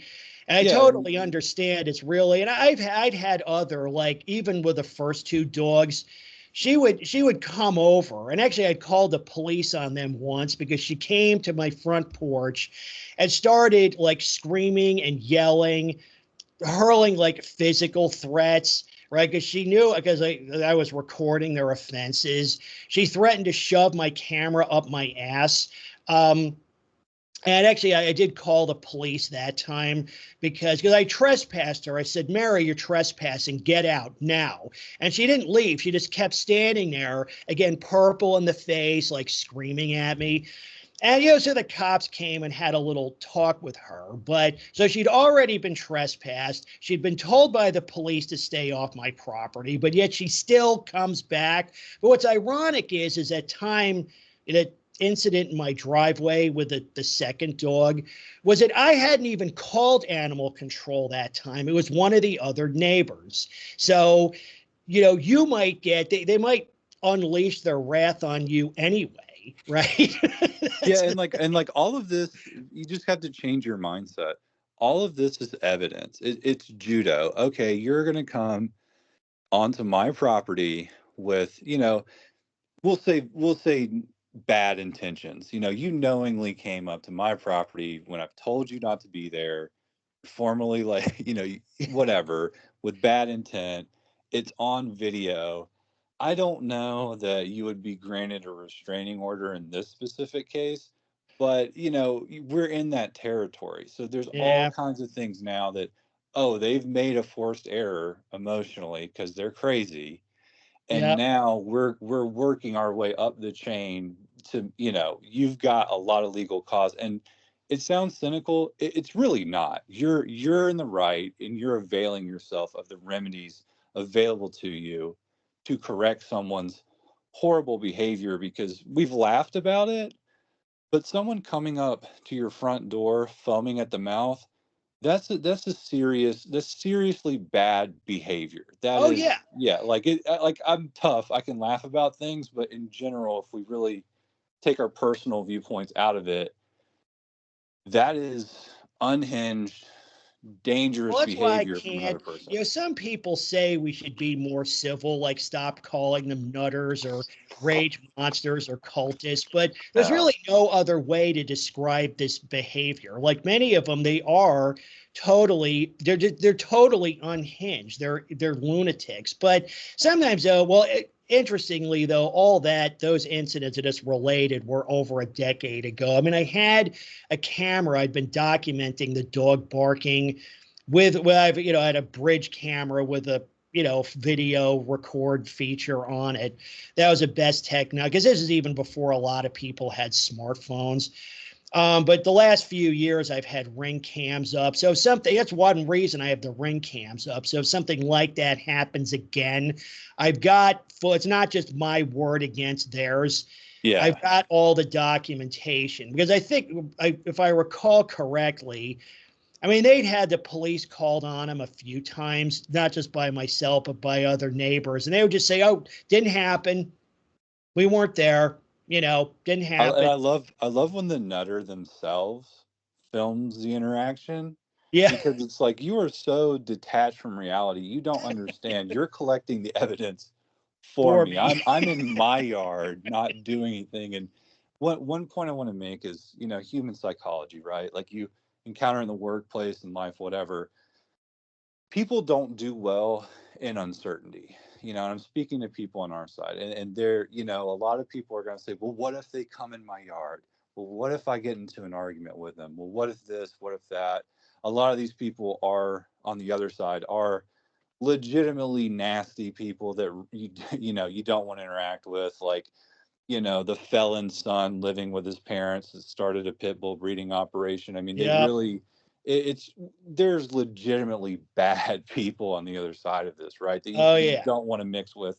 Um, People are going to feel that. They're going to go through those what ifs. And if you put general guidance out there to eliminate that uncertainty and just give them a plan and say, if A happens, then you do B, it totally changes, it empowers them, right? You've removed that cloud of uncertainty, all the what ifs, and they've got a plan together. So, if, Yep. that's why I think, hey, guidance on, hey, our host, everyone, has done this Yep. himself, and there's plenty of examples of other people that have done it. So, it's a little bit of a come to Jesus moment on our side where, hey, you got to be a little tougher than these people. And frankly, these people are not tough. They're They're not. not tough. They're not well ordered in their life. They're not put together. You can beat them because these people are so backward. Yeah, they're They're willing to very. live in a cesspool in their home, their backyard, with a barking dog. That's how, they're really, they're pushovers. You just got to be Yeah, brave a they're little bit. very well. The thing is, yeah, the only reason they get away with this stuff at all is that, yeah, they do benefit from, this permissive environment. They're protected by not just the government, but by, the general cultural mores and the like. But yeah, they're very. I mean, but that's the advantage we have is that, and I find that people on our side are way higher functioning than them. Like pretty much every dog foamer I've encountered has just been like a total loser, like at everything in life. Even those people that I bring up is one thing that was interesting about them. I brought this up before, but it's interesting. Was that back at the time our county would do recycling pickup like in bins. Now we have these big like 50-gallon barrels and we put the glass and aluminum in and so forth. But at the time they had these, I don't know, 6 or 8 gallon bins you would put out. And every week they would have 3 to 4 bins just like overflowing with beer and wine bottles. And Yeah. like the mister, I used to say that, like, I said, if Rob were to be captured by aliens from outer space, like the study, they would conclude that a can of Pabst Blue Ribbon was a human appendage. He always had a can of beer in his hand. So that's the thing is, yeah, they're freaking drunk. They're freaking wasted all the time. They have like no impulse control at all. They're immature. They're low functioning. Um, they're And basically if you show up to court well dressed, your evidence is together. It's easy for the judge to flip through. You're not just giving them a pile of papers. yeah, Um, you're making your case logically, calmly, seem like a nice person, which you probably are. People listening, they're considering this. And then they come into court, like with yeah, their insanity. Oh, you're gonna get things are gonna go in your favor just because the judge is just annoyed with their craziness. yeah, Like, so it's not the people that are creating these problems. They're not well put together people. They're not yeah, orderly, disciplined people.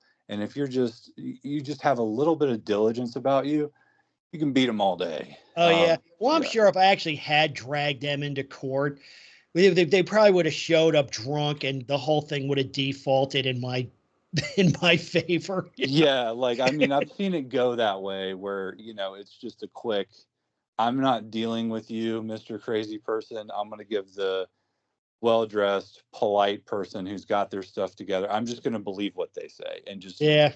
you win, so I mean, the only problem too is that I mean, you you can know, get a dog nutter judge though. I oh mean, yeah, that's those are yeah, out there. Yeah. exactly. Yep, and that's happened. I know there was that happened. One of these, it was Kidder.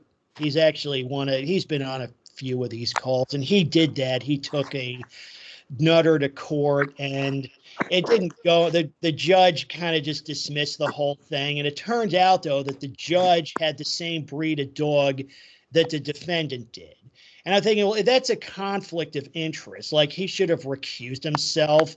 It wasn't a pit bull. It was some hound that was endlessly barking and running at large. But And that's an unfortunate situation where, yeah, everything I've said up to this point, like I totally sympathize with that individual. And I totally recognize that, hey, the things I'm suggesting about the do it yourself, stop the dog nuttery tactics to get your quality of life back. I have no answer for that situation. My yep, answers, I think, work for 70% of situations. If you find yourself in that extremely unfortunate, just insane, wrong circumstance, because it does happen, don't be scared to get a lawyer. Just yeah, turn it over to a lawyer at that point. And yeah. if you can turn it over to a lawyer from day one, do it. But, if you can't and you got to do it yourself, there's a Yeah. path Well, I forward. think he did have. Well, I think he had. His lawyer was useless. Also, Yeah. I don't want to speak for him. Kidder's a great guy. I don't want to speak for him. Maybe he could put something in the comments or hop on another call to, refresh us on what happened. Because I know at one point he'd been calling police to report the barking, and cop after cop after cop was like, "Well, there's nothing I can do." Because I think that's a problem, is they abuse discretion to Yeah. get the dog nutter off the hook. Because the laws in his jurisdiction stipulated if the dog barks for more than 3 minutes consecutively, then that triggers a action that they get a citation, right? So even Mhm. though that had been proved, like cop after cop after cop didn't do, but finally he did get a cop.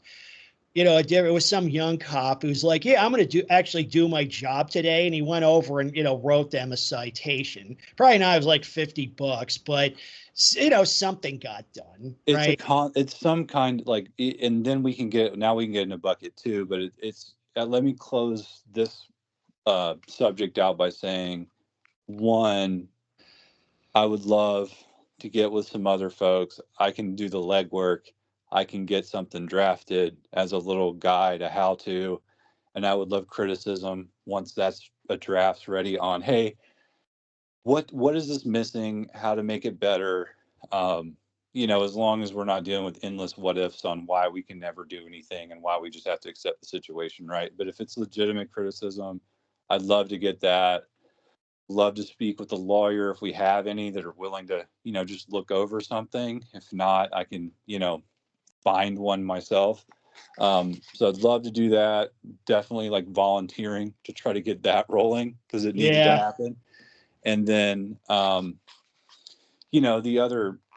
the other piece of it is like, hey, there's things you can do. They're imperfect. But you can do something. You're never going to have a perfect solution, but you don't have to just accept it. You Right. can work the system to get resolution. And even if it's a $50 ticket, again, the point is the culture of permissibility, the dog cult, no one stood up to them ever. It's like if you're being bullied by somebody who's bigger than you, we've all kind of maybe had that experience in life where it's just like, I'm not advocating violence, but it's the old analogy of like, hey, you've got a bully, you stand up to them in some fashion. They've never been stood up to before. They crumble, dude. They fold like a chair. There's a reason Yep. that meme's out there. It's because it is true. These people have never had anyone, and they're already desperate for validation of their terrible decision making. They've never had anyone just come up and say, "Hey, here's a little dose of accountability." And they will fold like a chair under that. Or Yep. the lady across the street, as soon as you started holding her accountable for her poor behavior and unneighborliness, oh, I mean, she's in a psychological unraveling. You Yeah. know, so that's how fragile dog nutters are. They are fragile people. It's why when you post a story about somebody who's victimized by a dog, you're going to get 50 comments from the dog nutters. It's because that's the fragility we're dealing with. They're Yep. easy to break. That's So, yeah, that's a good point. It's interesting, kind of on that topic, but off it. There was a recently somebody actually put up a dog-free dating app. Because something yeah, that comes up often is how dog nutters have like polluted the dating pool, which makes me glad that I'm not currently in it. yeah, Particularly somebody, contemplating a divorce or a breakup, you might have to think, yeah, the grass ain't greener on the other side. But it comes up often, even on these calls, and I've had. I mean, and it's not really a public policy issue, but it's an important component of this. But in any case, there actually is now a dog-free dating app. I think it's called Elephant or something like that.com. yeah. But what's interesting too is that you're thinking, so again, somebody who's totally uninitiated to the space might think, why is something like that necessary? Like, why create such a thing? But then when you look at it was posted on Reddit, all these dog nuts came out of the woodwork, like screaming and wailing about it. They're like, "Wah, how can you, arrange your life around hatred of an animal? Why are you the reincarnation of Hitler? Why are you so horrible?" Well, all this just like screeching and wailing and tantruming. So essentially, what they did was the dog nuts proved why such a thing is necessary, because you could think, okay, why would somebody use such a thing? Well, it's because you don't want people like that in your life, right? It's not even so much about the animal, even. It's that, yeah, the disproportionate number of dog owners are deranged lunatics, and you want nothing to do with them. And moreover, I mean, the fundamental reason is like, you know what? We have dogs injected into every aspect of public and private life. They're Forcibly. they're Yeah. everywhere. Like, you're subject to nonstop dog propaganda. There's dogs everywhere. So even if you like dogs, you could say, okay, maybe I like dogs, but I do want like part of my life to be dog free. But they're adamant about that. Yeah, anybody who wants to be free of dogs for even 1 nanosecond, right, is the spawn of Satan. But it's that kind of attitude that proves why such a thing is necessary. I Hate Dogs makes the point often that they actually make a lot of our points for us. They So you do think, okay, constantly. why is a dog-free dating app even necessary? Because because of their reaction to such a thing. That is why, or that helps prove it anyway. I thought that was really interesting, but Right. but It you're wouldn't right. They're exist if there wasn't a fragile. problem. Yeah, they're fragile because anytime anybody says anything remotely critical, they just completely lose their shit. And I've encountered that even when even before I started blogging, and I was trying to learn more about this.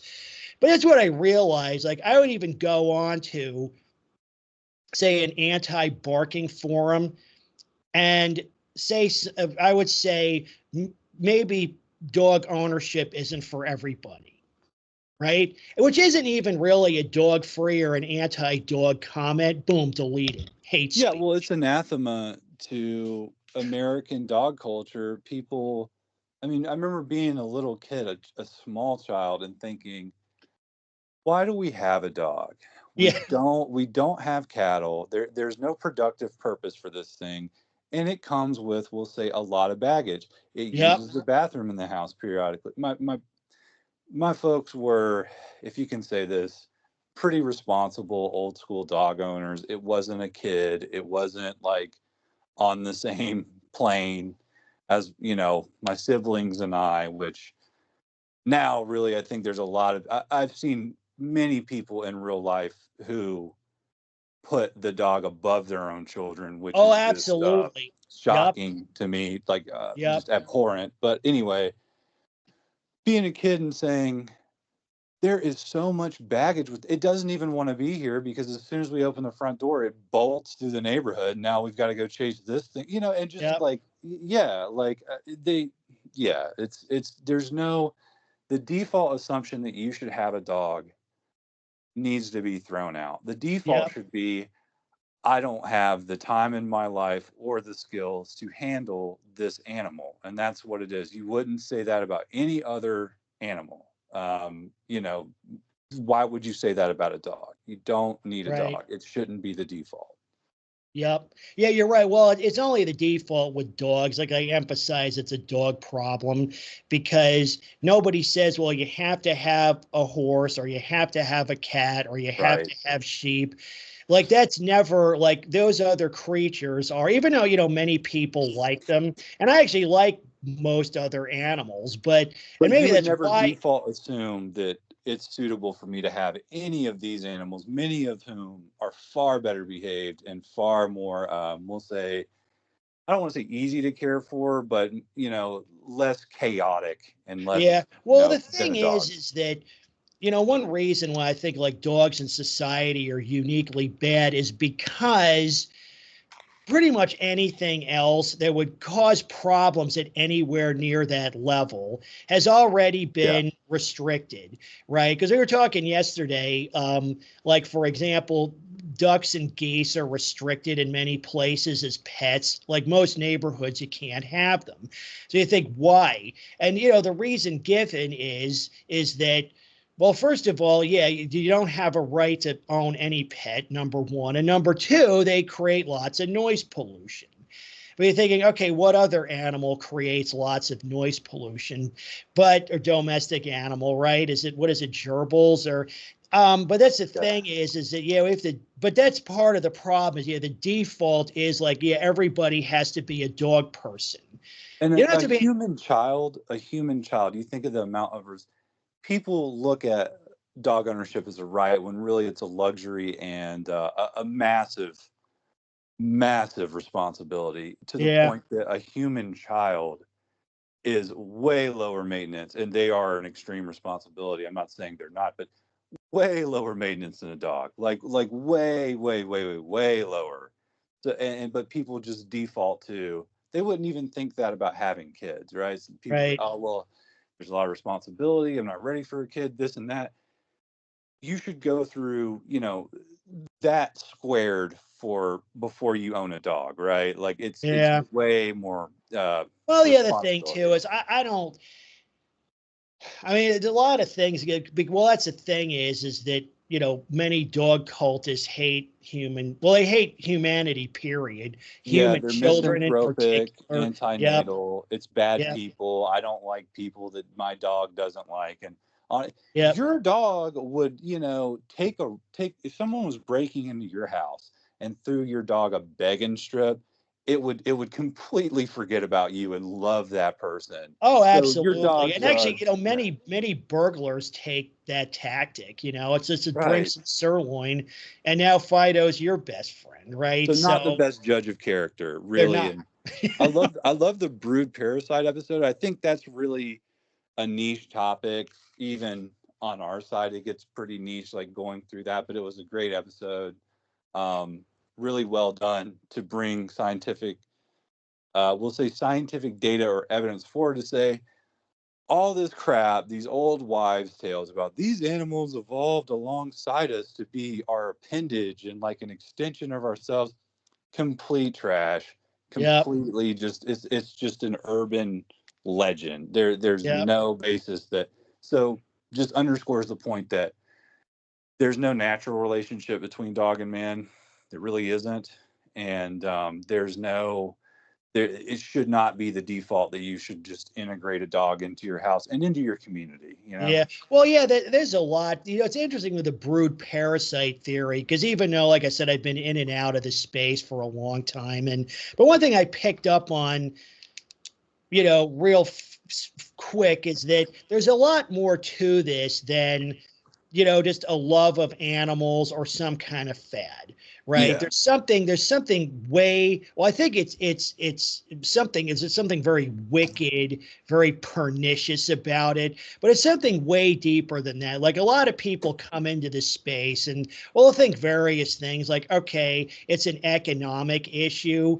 Like, it's sort of an economic bubble, like the tech bubble or the housing bubble, or they think it's some kind of, social fad or mania, like, I don't know, Beatlemania or something like that. And I say, no, there's something way more, this goes way deeper than any of those things. There's aspects to it, like with the economics. Yes, there's money changing hands here, but I don't know if you watched it. It was shout out to, I don't know if you ever listened to any of the sessions with Joe from Animal Abuse in Hungary. He has a channel. You should check him out. He's a very, very thoughtful, very knowledgeable guy. And we've had a ton of, several very productive, conversations. We sort of semi-debunked the economic thesis. I said, look, the housing bubble lasted, 6-7 years? And that's probably 100 times the economic impact of this, right? Moreover, why are they only pushing dogs? Because we're actually, really, if you want to get into animals and make a shit ton of money, I come from a family of horse people, and I've worked for horse vets when I was a teenager. Yeah. Horses are huge money pits, right? And if you want to get, if you want to get into animals, or either spend a lot of money or make a lot of money, get into that. Like that. I think that, but yeah. Let me let you finish. I'm sorry. Oh yeah, but the point I was making is, so there's something unique to dogs, right? And it's something that goes way deeper than social fads or economics. And, the more I think about it, the brood parasite thesis, I think, works as a root cause, maybe not the root cause, but a root cause, because, yeah, you're right. People say that, dogs guided human evolution. And I say, BS, no. We guided their evolution, perhaps. I mean, particularly if you take pit bulls, for example, right? They're not a product of nature. They're a product of deliberate, like, breeding. Inbreeding, right? It was Right. intentional, right? And also, but I think we also guided their, I think you could call it development. I use the term loosely, sort of indirectly also, because I don't mean to say, actually, Sheepy was going to join this, but it turns out she couldn't make it. But shout out to her. Yeah, She was the one. great. I don't know if it may not have been her idea initially, but she really did sort of flesh the whole thing out. I don't mean to speak for her, but here the thesis is that, dogs and humans have shared the same spaces for a long time, like thousands of years, right? And you also got to figure the dogs, a generation for a dog is only a year or maybe a little less, right? Yeah. So they've been with us for thousands of generations, thousands of their generations. And dogs that could sort of mimic the behavior of human children, or somehow exploit the nurturing or parental instincts in humans, had a better shot at survival and reproduction, right? Because they would think, those dogs that could do that were more likely to get fed, they were more likely to get sheltered, they were more likely to get protection from humans, right? So that puts some evolutionary pressure on them. So what we've done is we've evolved a creature that is at least a de facto brood parasite. It's able to, via various behaviors, facial expressions, body language, various other behaviors, do sort of again, exploit that parental or nurturing, instinct in humans, really in a way that no other animal does, right? And that is at least a big piece of this puzzle. If you're looking at, say, underlying causes, because if this were an economic issue, this dog bubble would have imploded a long time ago. So, but in any case, that's the thesis, and we even covered it on that episode. I don't know if you watched it, because I had up on the screen. It was because Britain had just banned XL bullies, but maybe not X. If it's an XXXXXXL bully, then I guess that's okay. But they banned XL bullies, and so they had this photo. There was a dog sitting on the sofa, with a little girl next to him, right? But I pointed out. Yeah, I pointed out, I said, you can see he had the puppy dog eyes. And we're looking at it. It's almost like one of those pictures with a hidden image or something, where if you squint, you can see it. Like you can, and as I said to Sheepy, and there was Isha was the other guest. I said, look at it. You can see it, right?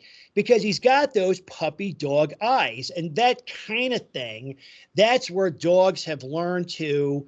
And if they're not doing it consciously, just like, other breed parasites, it's just, like I said, it's sort of an instinct. It's a result of natural selection.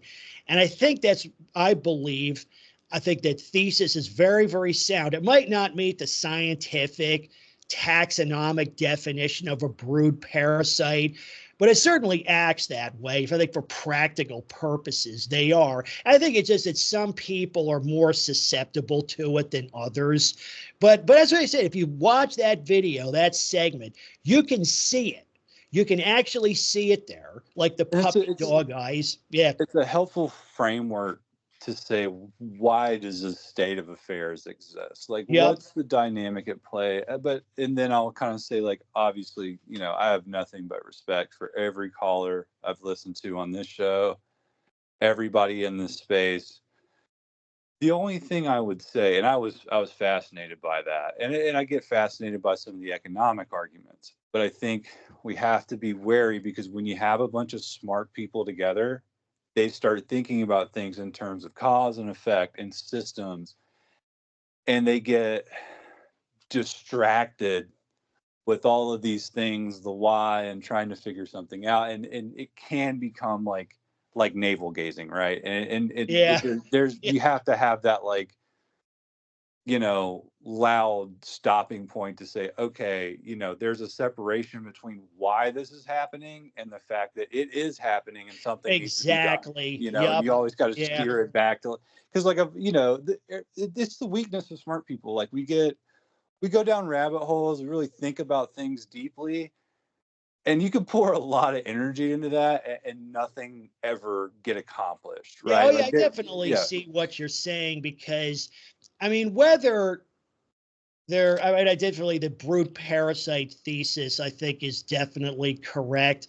But you could say, okay, maybe it kind of matters and it doesn't, because you're right. It's like, regardless, whether that's 5% of it or 95% of it, I guess doesn't matter, because we still have we have to come up with a solution, like we're talking about, countering some of the, the downsides of dogs in society at a practical, level, right? Like, it might be just the old man in me that's just like, okay, that's very interesting, and I truly mean it is interesting. It's awesome, but it's like, all right, but, like, we got a problem, like, like, we got a problem. Something like, you think of it, if you have a fire, you can think, okay, what was it started with? Did somebody drop a cigarette? Was it an electrical short? But it's like, okay, we got a fire that needs to be put out, right? Like, maybe, but I think at the same time, but even if you follow that analogy, right? Like, if you're going to put out a fire, like, let's say you've got an oil fire,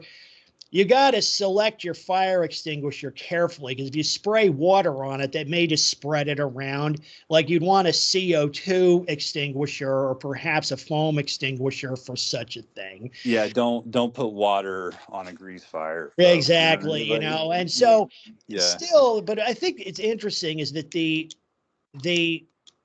brood parasite theory, what does that mean? What that means is that these people, and maybe that's why you talk about dog nutters being such like immature, dysfunctional nightmares, that apparently this brood parasite tendency appeals more to those people, right? Yeah, I think Um, that's a fair yeah, I thing mean to that kind would of like. probably make sense. Just like low functioning people are probably more prone to alcoholism and drug abuse and petty crime and things like that. They're more susceptible to this dog addiction, if you want to call it that. But I think what it does indicate, though, that yeah, we're basically dealing with people who are nuts, and they're being like, again, they're not motivated by money necessarily. They're Or their own essentially, well-being. yeah, but they're addicts, right? It's almost like we're Yeah. dealing with a bunch of, and probably many of them are hooked on other substances as well, like my neighbors. But they basically that almost makes it like, I used to use allegories years ago. Like, what is the mutt cult like? And I say, well, they're kind of like, I mean, they're a proselytizing religion in a way, but they're kind of like a science fiction allegory would be the pod people in Invasion of the Body Snatchers, or Yes. maybe the Borg from Star Trek. The Borg is really a good. Yeah, Yeah, the that's a good one. Borg. It Well, is. I used to call them. I actually created some crappy like paint memes, put them on my blog. I call them the Dorg, the DORG, It's a good way. Well, All, we need all, names. Memes are important. Ideas and yeah, I concepts that should people can. dredge that one up. Maybe I'll superimpose that. Often with these, I'll add some graphics to these videos. Yeah, I'll throw that up there. But the brood parasite theory means that, yeah, these people, you've got weak-minded people that are actually being manipulated by an outside source, right? Almost like it's some kind of mind control thing, which kind of puts it an interesting spin on it, right? That you know it, that they are like, maybe they are like the pod people in or the Borg, It because also, though, like I think one aspect of that, maybe we just want to be careful because it's almost like, oh, you're susceptible, you're, being harmed. I don't want to move responsibility off the owner, though. oh I yeah, don't want to create, yeah, yeah, totally, yeah. Well, it's a kind of thing. I mean, if somebody's a drug addict and they knife someone to death, they're like, hey, I was stoned. Doesn't matter, right. right? Doesn't Doesn't matter. matter. Don't care. Not hearing that. And this is so I agree totally. Yeah, well, you're right though, is that thesis might be used by some people say, well, they're mentally ill. They're not really responsible.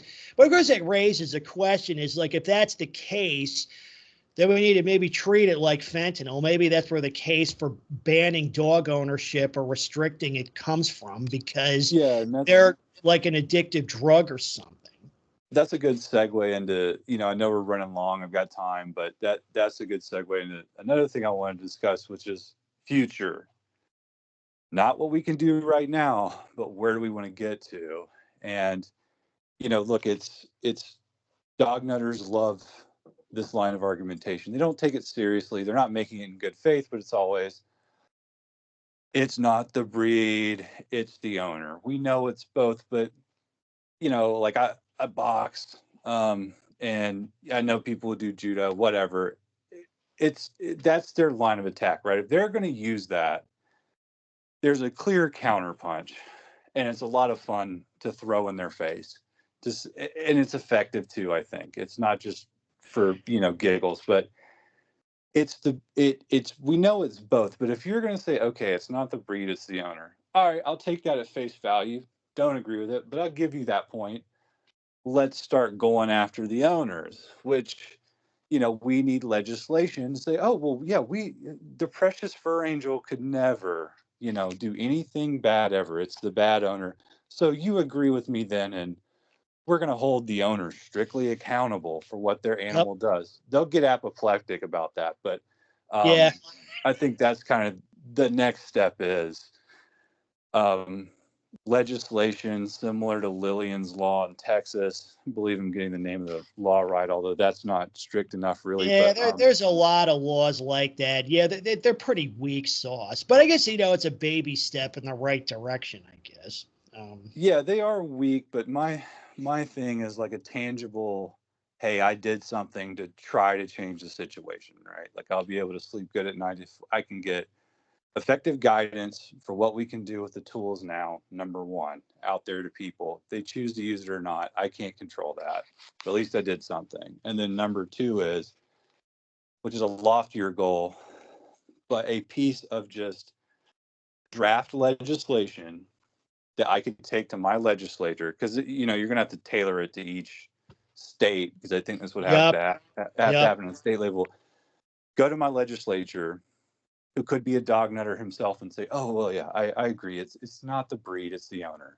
So let's do something about the owners," and put it in their hand and say, "Hey, you are going to face criminal penalties for what your dog does, and you've got strict liability for that. We have strict liability for other crimes like statutory rape. That's the best example. Nobody cares if you didn't know, or if the person told you the wrong age, whatever, doesn't matter.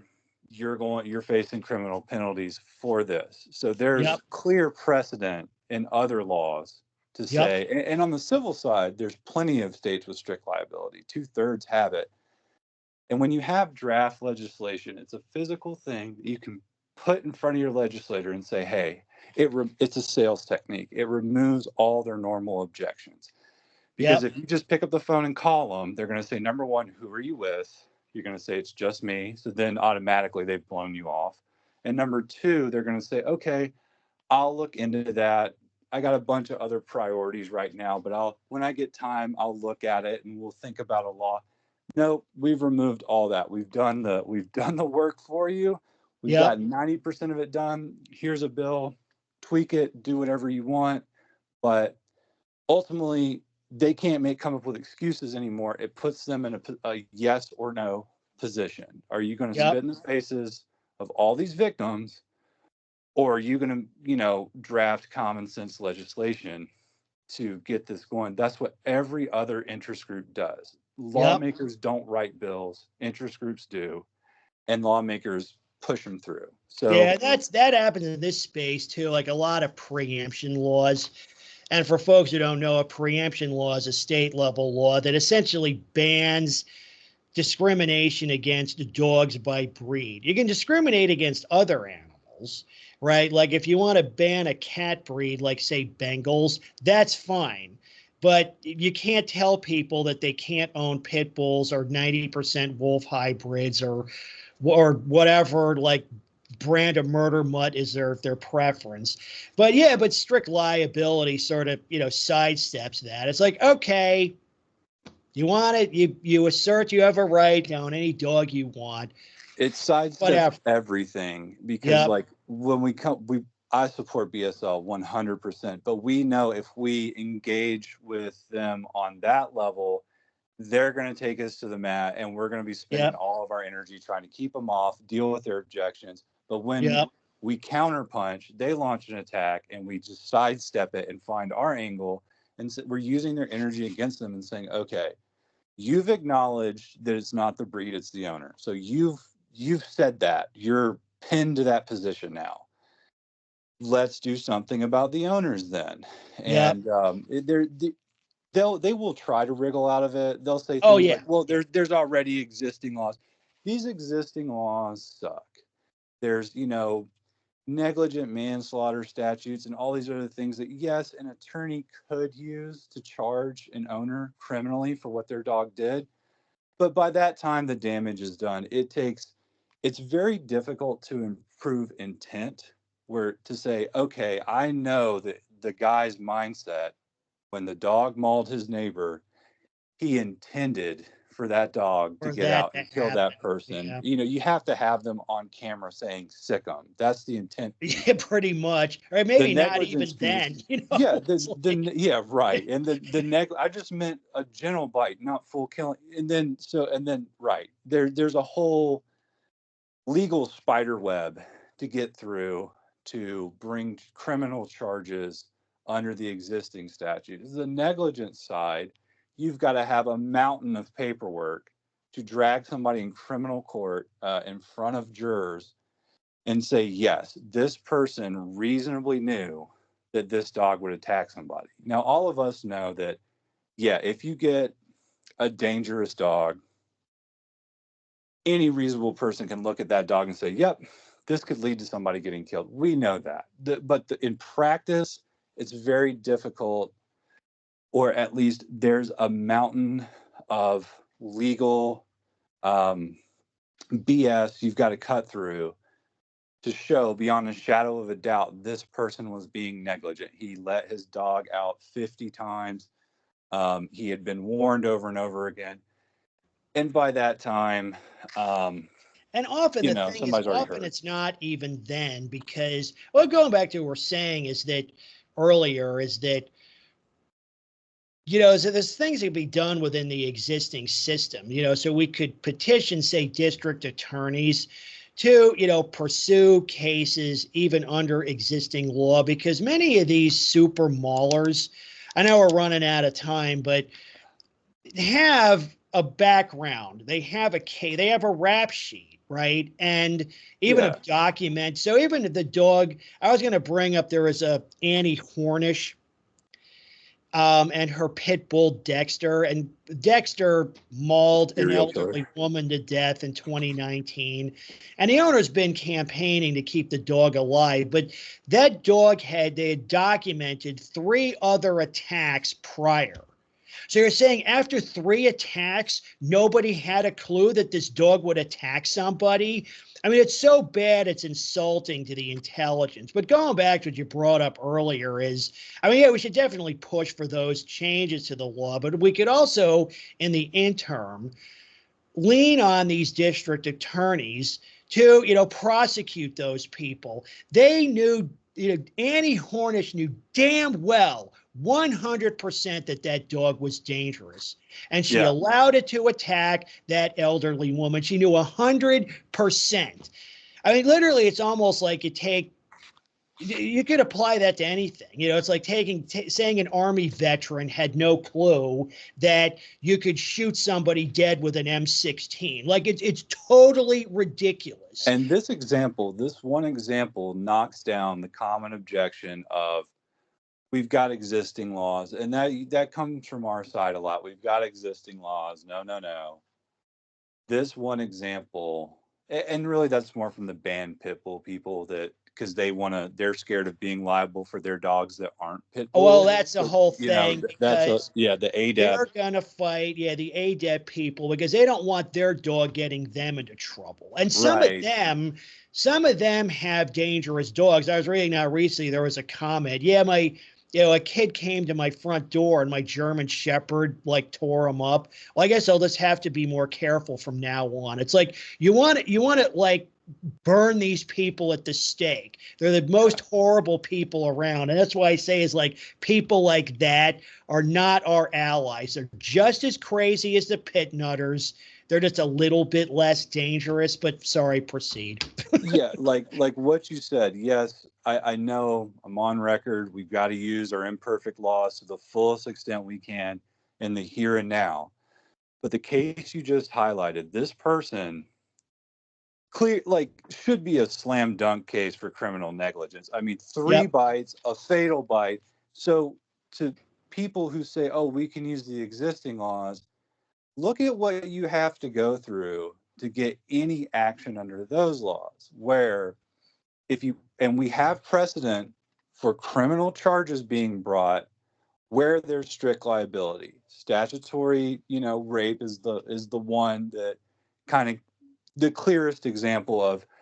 And when I say criminal liability, it means if you break this law, you're going into custody, you're going to prison, and it's not a vet bill. It's not some little civil penalty that you can probably wriggle out of.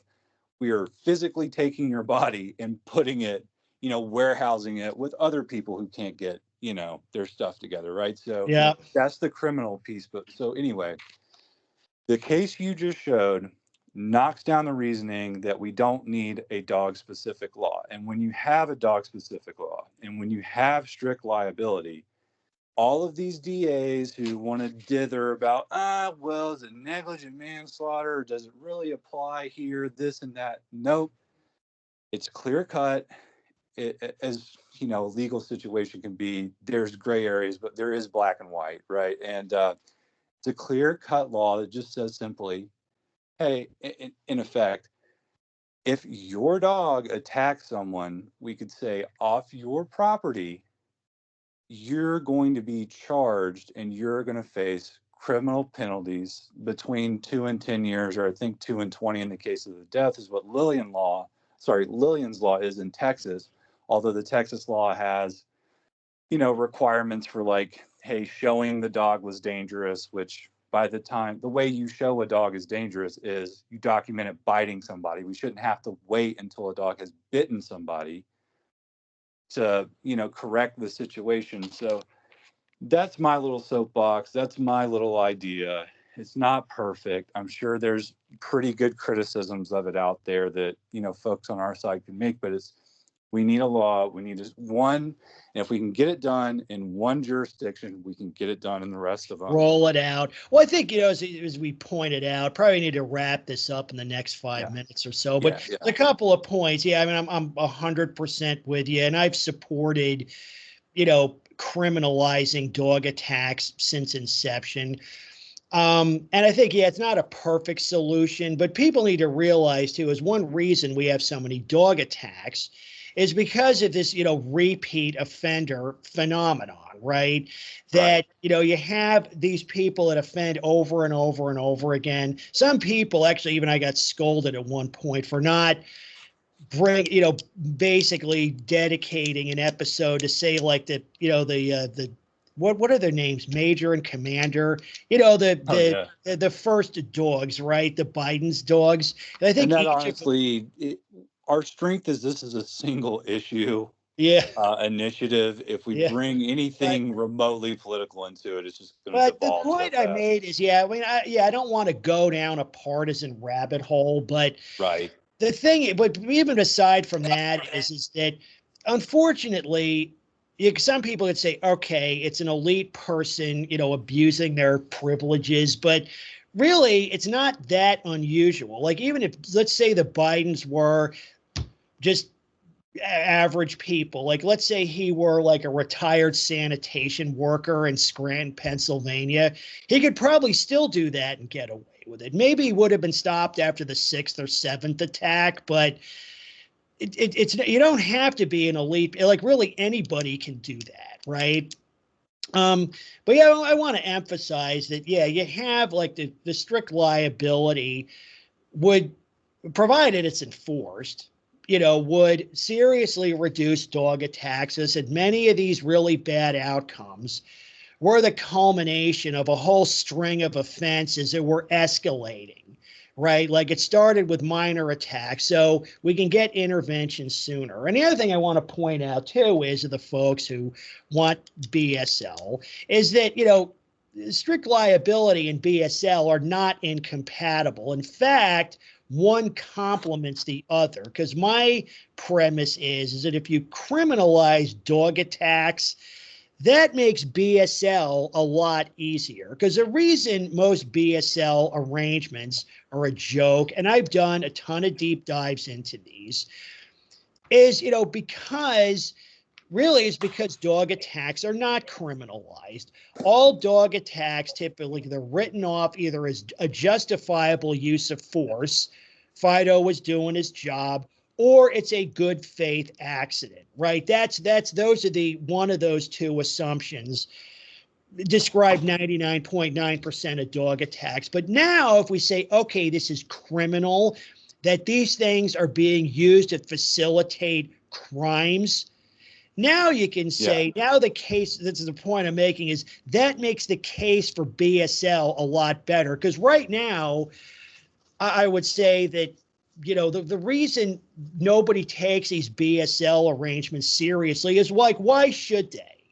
Right? Because, for example, people out, like you talk about people on the margins, convince them why we should ban pit bulls. You say, okay, because they attack too many people, but everybody's been brainwashed to believe that all these dog attacks are legit. So even if a dog breaks into a house and mauls a toddler to death, it's like, hey, you know what? The almighty dog works in mysterious ways. What are you going to Yeah, do, and right? I think the first commandment in the cult of the dog is because it gets Well, trotted out I so actually much. wrote there actually is a 10 commandments of dog. Maybe I'll bring it up. Yeah, so it's I like actually wrote a 10 commandments of dog. Hold on. I'll bring that up real quick. Yeah, actually, I actually started this last decade, and where is that letter? Okay, here it is. Last year. Yeah, 10 commandments of dog. I'm going to do a share real quick. I think we need to wrap this up yeah, because where's my Skype? Because yeah, we're running kind of long, but yeah. I'll just go ahead I'm gonna and do a share real quick. Yeah, 10 commandments of dog. Yeah, I'm going to bring this up. And can you see this? yes, I Yeah, 10 can. commandments. So I wrote actually my first crack at this was last decade, and it was a show about a year ago. I tweaked this a little. So now we've got the King Rover version. So this is like what's expected of all us like two-legged infidels, right? If you want to redeem yourself, right, you have to adhere to all these principles. And out of it too is, again, I've been in this space for a long time, and I spent a lot of time now, talking to dog people, not just in real life, but online, reading what they write, listening to them, observing their behaviors, and pretty much everything they say and do reduces to one or more of these 10 principles, right? You can say that maybe there's more, and it's not a perfect metaphor, but one is, yeah, thou shalt worship each and every dog unconditionally. That's one reason why we have so many dog attacks, is that there's no way a dog can fall out of grace. Like, they're all perfect fur angels sent from heaven, right? And even the Yeah, they same don't thing. even have original sin, so they're like better than we are. Oh yeah, It's they're like, bad. Well, that's just it. They don't have. They're all pure and perfect fur angels sent from heaven. So you can read through this, but even comes like, for example, we're talking about thou shalt spread the word of dog and convert the heathen where they find them. So like if you express that you don't like them or don't really care about them one way or the other, it's like, oh, but they'll try to convert you, right? They'll try to pull you into the faith. And also, then you have this. This is why they counterattack. Those shall go forth and wage war for the sake of dog. So it's not a perfect metaphor, but this was, I took all this information I collated over the prior couple of years and condensed it down to these 10 principles. Like, why do we get, thou shalt offer no unkind words against dog? You talk about like parents putting the dogs ahead of their kids. That's what's expressed here, right? You put the almighty dog ahead of all else. So it doesn't matter what your role is in life. Your relationship with your dog is always front and center. It is your top overriding priority always, right? And the alms means, you sacrifice, right? Because that's sort of an archaic, definition of alm, but it means that you right. sacrifice. If you have to like completely destroy your life for the sake of dog, so be it. So yeah, you can go through this, but it's all pretty interesting stuff. So So I'll just like kind of land this plane so we can wrap it up and enjoy our holiday. But yeah, I was just gonna say, hey, really quick to finish off on the whole legislation piece. That's a goal I have, is to just get draft legislation, a draft of a bill that I can put in front of state legislatures when a dog attack happens in their districts, and say, hey, here you go. Here's a solution to this problem. Don't go hide under your rock or come up with a million excuses why we can't do this, because it's already done. You just need to put it forward. yeah, And the core tenet of dog nuttery is it's not the breed, it's the owner. So let's take them up on it. They can't wriggle out of that. People with a sense of justice. It goes back to Hammurabi. If your Yeah. ox kills somebody, you're going to be killed.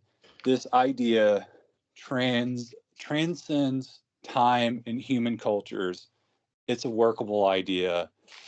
So that's my spiel on that. And finally, I just would say that it's been great being on the call. It's been great interacting with folks in the space, and I'm somebody that's eager to try to help. If somebody else has a good idea, I'm here to Yep. help however I can. I'm not here to be the only idea guy that never does any work. Yep. Like, hey, if you've got Ariel had great ideas, Colleen Lynn, awesome ideas. I would get behind any one of those if I could assist in any way. Yeah, well, we're So kind of that's what I'm moving looking to do. towards like, maybe, well, here's something else I wanted to bring up was because Ariel and I, we've been communicating in the background, I guess, quite a bit. I actually invited him to this call, but it wasn't a good time for him. But I'll probably definitely have him on a call again. And yourself too, you're totally welcome to come back any time.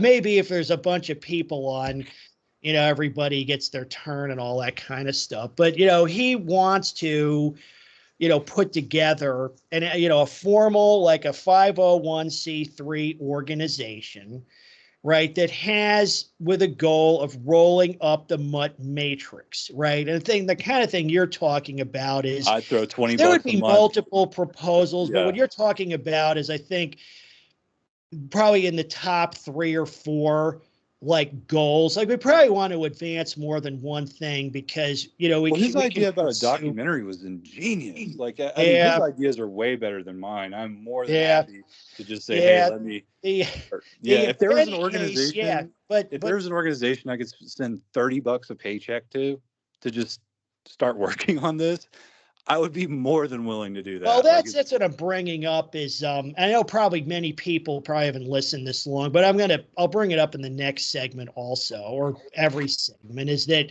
we want to what he and I were discussing offline was, we need some volunteers to get the ball rolling. And what you mentioned was exactly the kind of thing we're looking for, because we need folks.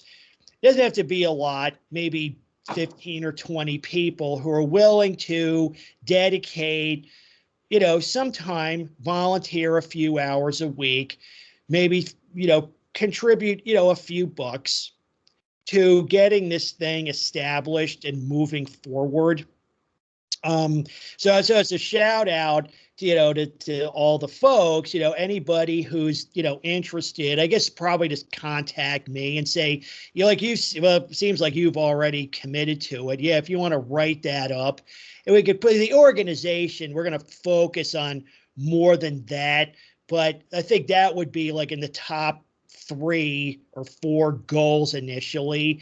But if you want to yourself, or hell, you have a team of people that you want to focus on, or at least 90% on dangerous dog legislation, like good, yeah, but there's probably there's other aspects of this that are going to be looked into. So if you want to do that, you're talking about with getting advice to people. But I think one thing has to happen is I want to get this maybe not completely off of social media, but a custom website that's tailored to this interest is, I think, critical. So I can, work on getting that done also. But the shout out is to the folks. If if this is something you'd be willing to contribute some time and maybe a little bit of money to, let me know. Because that's what I told Ariel and I were discussing. He's like, let's see, because we need human capital. We need some manpower, essentially. So yeah, and honestly, just having people to say that idea is not a good one. Let's get behind this one, that direction, and that clear, focusing the energy. Hey, like a lot of these causes fall apart because everybody's got their one golden idea that they're so committed to, and when people well, say, we can pursue more than one thing at a time, like say yes, reforming service dog laws, right? So we don't have to focus, like hyper focus on one aspect of this. We could, like, one thing I like to do is, do something about dog noise pollution, and all these things are closely related, right? So let's say we put forward 3 proposals and only get 2 of them through. Well, that's, 2 out of 3 ain't bad, right? I don't necessarily want to put all the eggs in one basket. Let's put it that way. Yeah, And also, it's more inclusive because people, like I said, when people come into this space, they come at it from different directions. Like, you get a lot of, like, people have been barked out of their homes. So they might want to focus more on that aspect of it, and that's fine, right? yeah, Nothing wrong. we just care. We need to just, hey, let's just focus on getting stuff done now. We've Yep. had the discussions. We're there. Let's take this inflection point for what it is and capitalize. Because Yep. the pit nutters excuse me, dog nutters in general are losing every day with the increase in dog ownership. There's more dog problems, and more Yep. people are waking up to it and saying, Yep. this is backward. But anyway, I'll keep going if I don't just shut up and kind of. Okay. Well, why don't we wrap it up? Because yeah, it's been a terrific conversation. Yeah, thanks for joining. Well, I'm sure we'll talk and communicate some more in the future. Hopefully, you should be able to join another one of these calls. And maybe you could contact, or maybe now that you sort of committed to, helping out with this, maybe I can put your name at the top of the list of people who are willing to volunteer for this. I'm on that list also. So we got 3 people, Ariel also. Anybody else willing to do so, like I said, you can just email me at animaluncontrol@gmail.com. Hopefully going forward, we'll have, the organization will have its own, contact and, contact points, so we can go that way. But I guess initially, just contact me, I guess, and we'll get the ball rolling. And yeah, so yeah, I guess we'll wrap it up. So again, thanks for joining. And this is Animal Uncontrol. And as always, people first. Later, dude. Have a good one, man. All right, later, man.